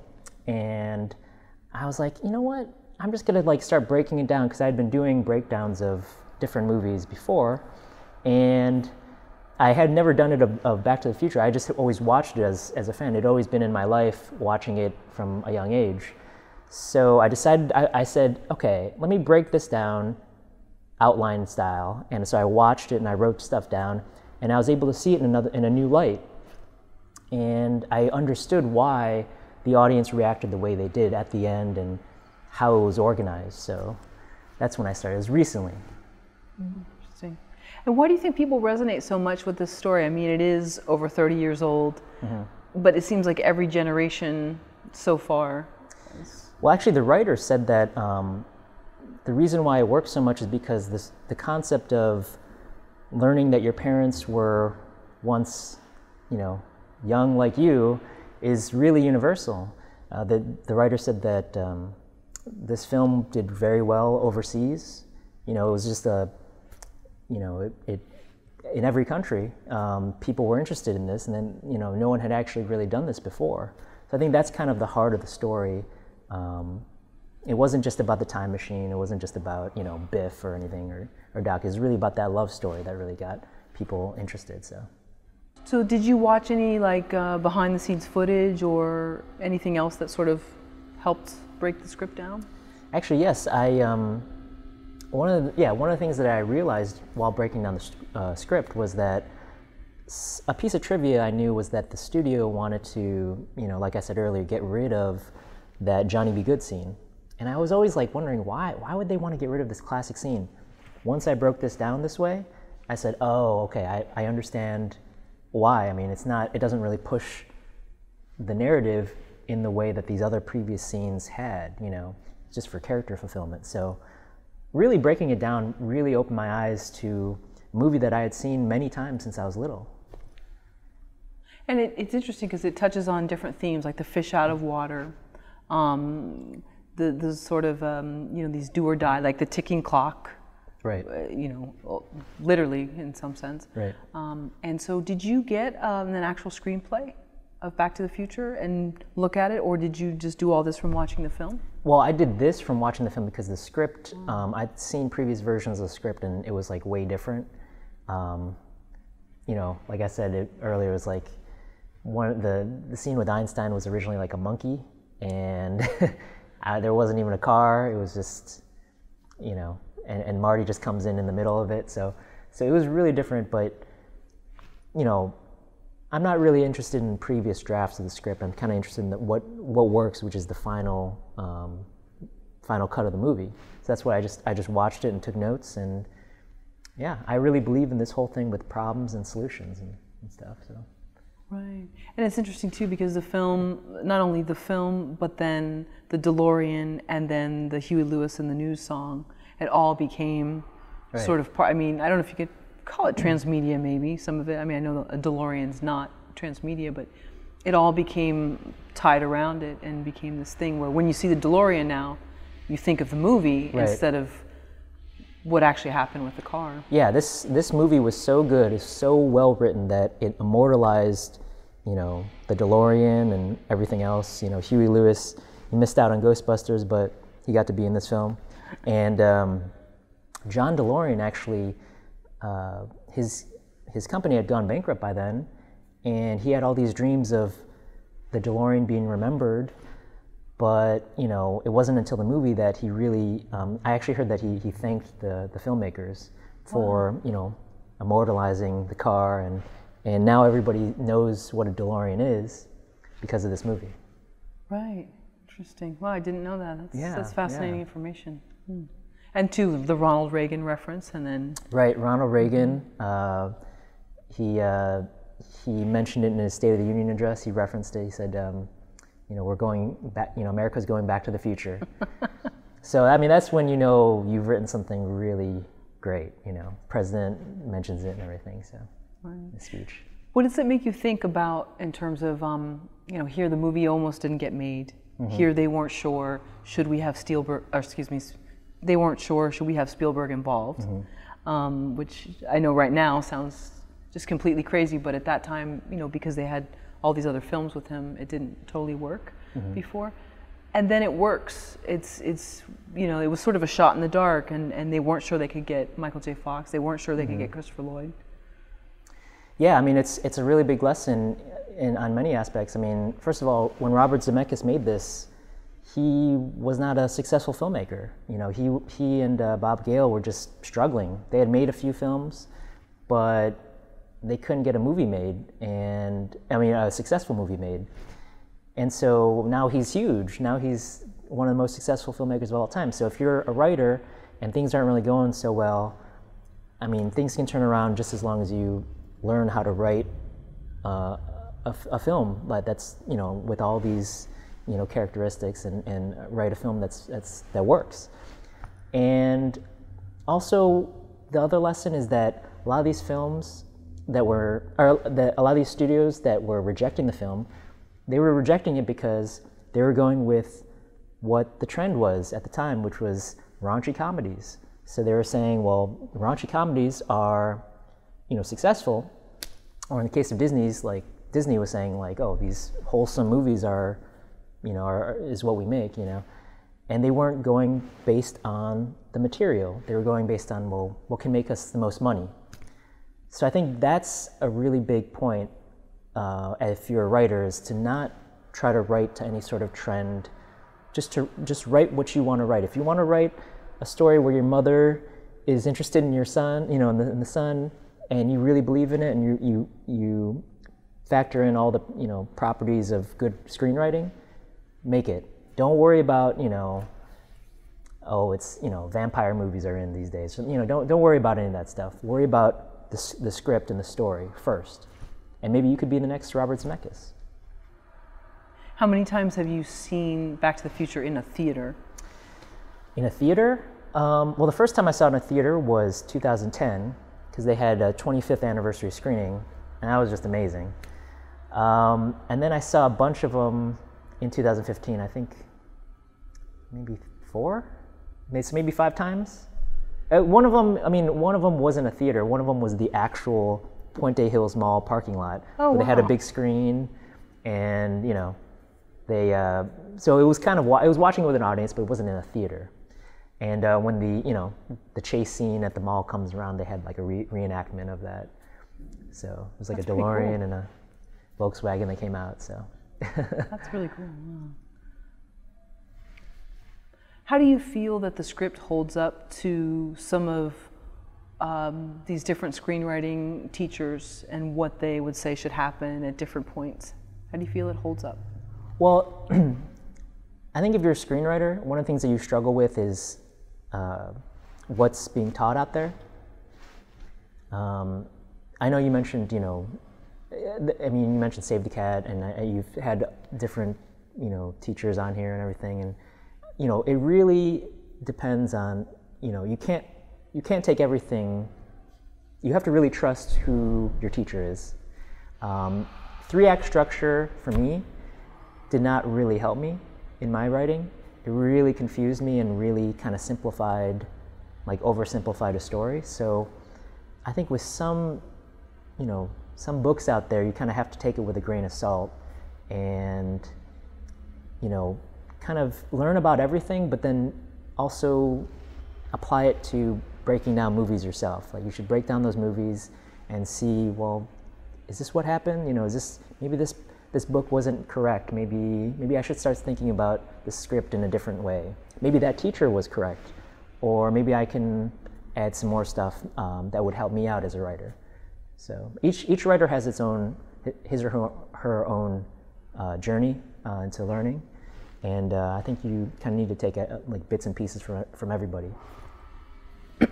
How do you feel that Marty McFly holds up today against current protagonists in like a sort of a lighthearted film?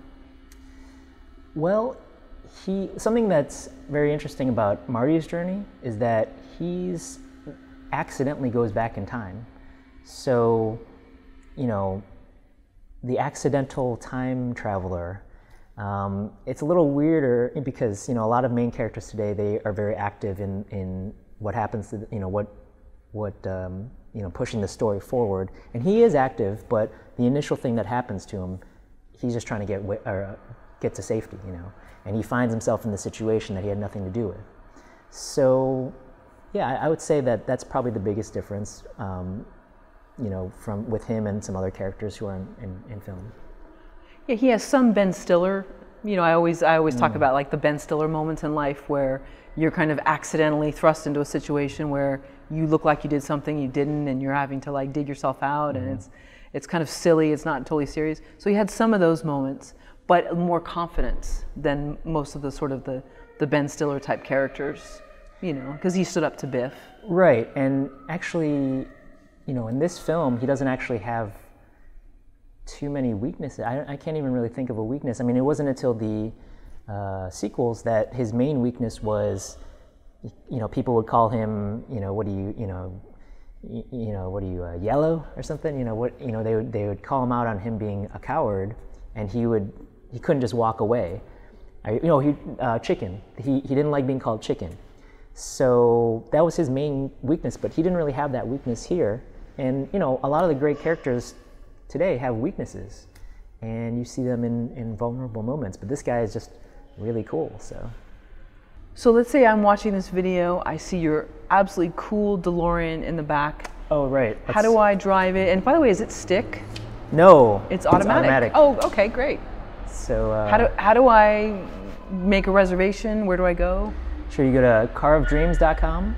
Carofdreams.com. Carofdreams.com, and it'll forward you to my Turo site. Okay. And you can rent it out for a day or however long you like, And it teaches you. Oh, sorry. Go ahead. Yeah, it's automatic. It's got satellite radio, nice. radios from the future, and it's only got 30,000 miles on it. Really? Yeah. Wow. And it's the actual, DeLorean made different types of, they all look a little bit different, but this is the one that is the same year and, style as the one in the movie. So it's kind of why I got it. So. Does it have windows that roll down? Oh, they push out? The windows, they have small windows that come down. Oh, cool. And then but the bigger ones don't. But yeah, it's okay because the gull wing doors. Very cool.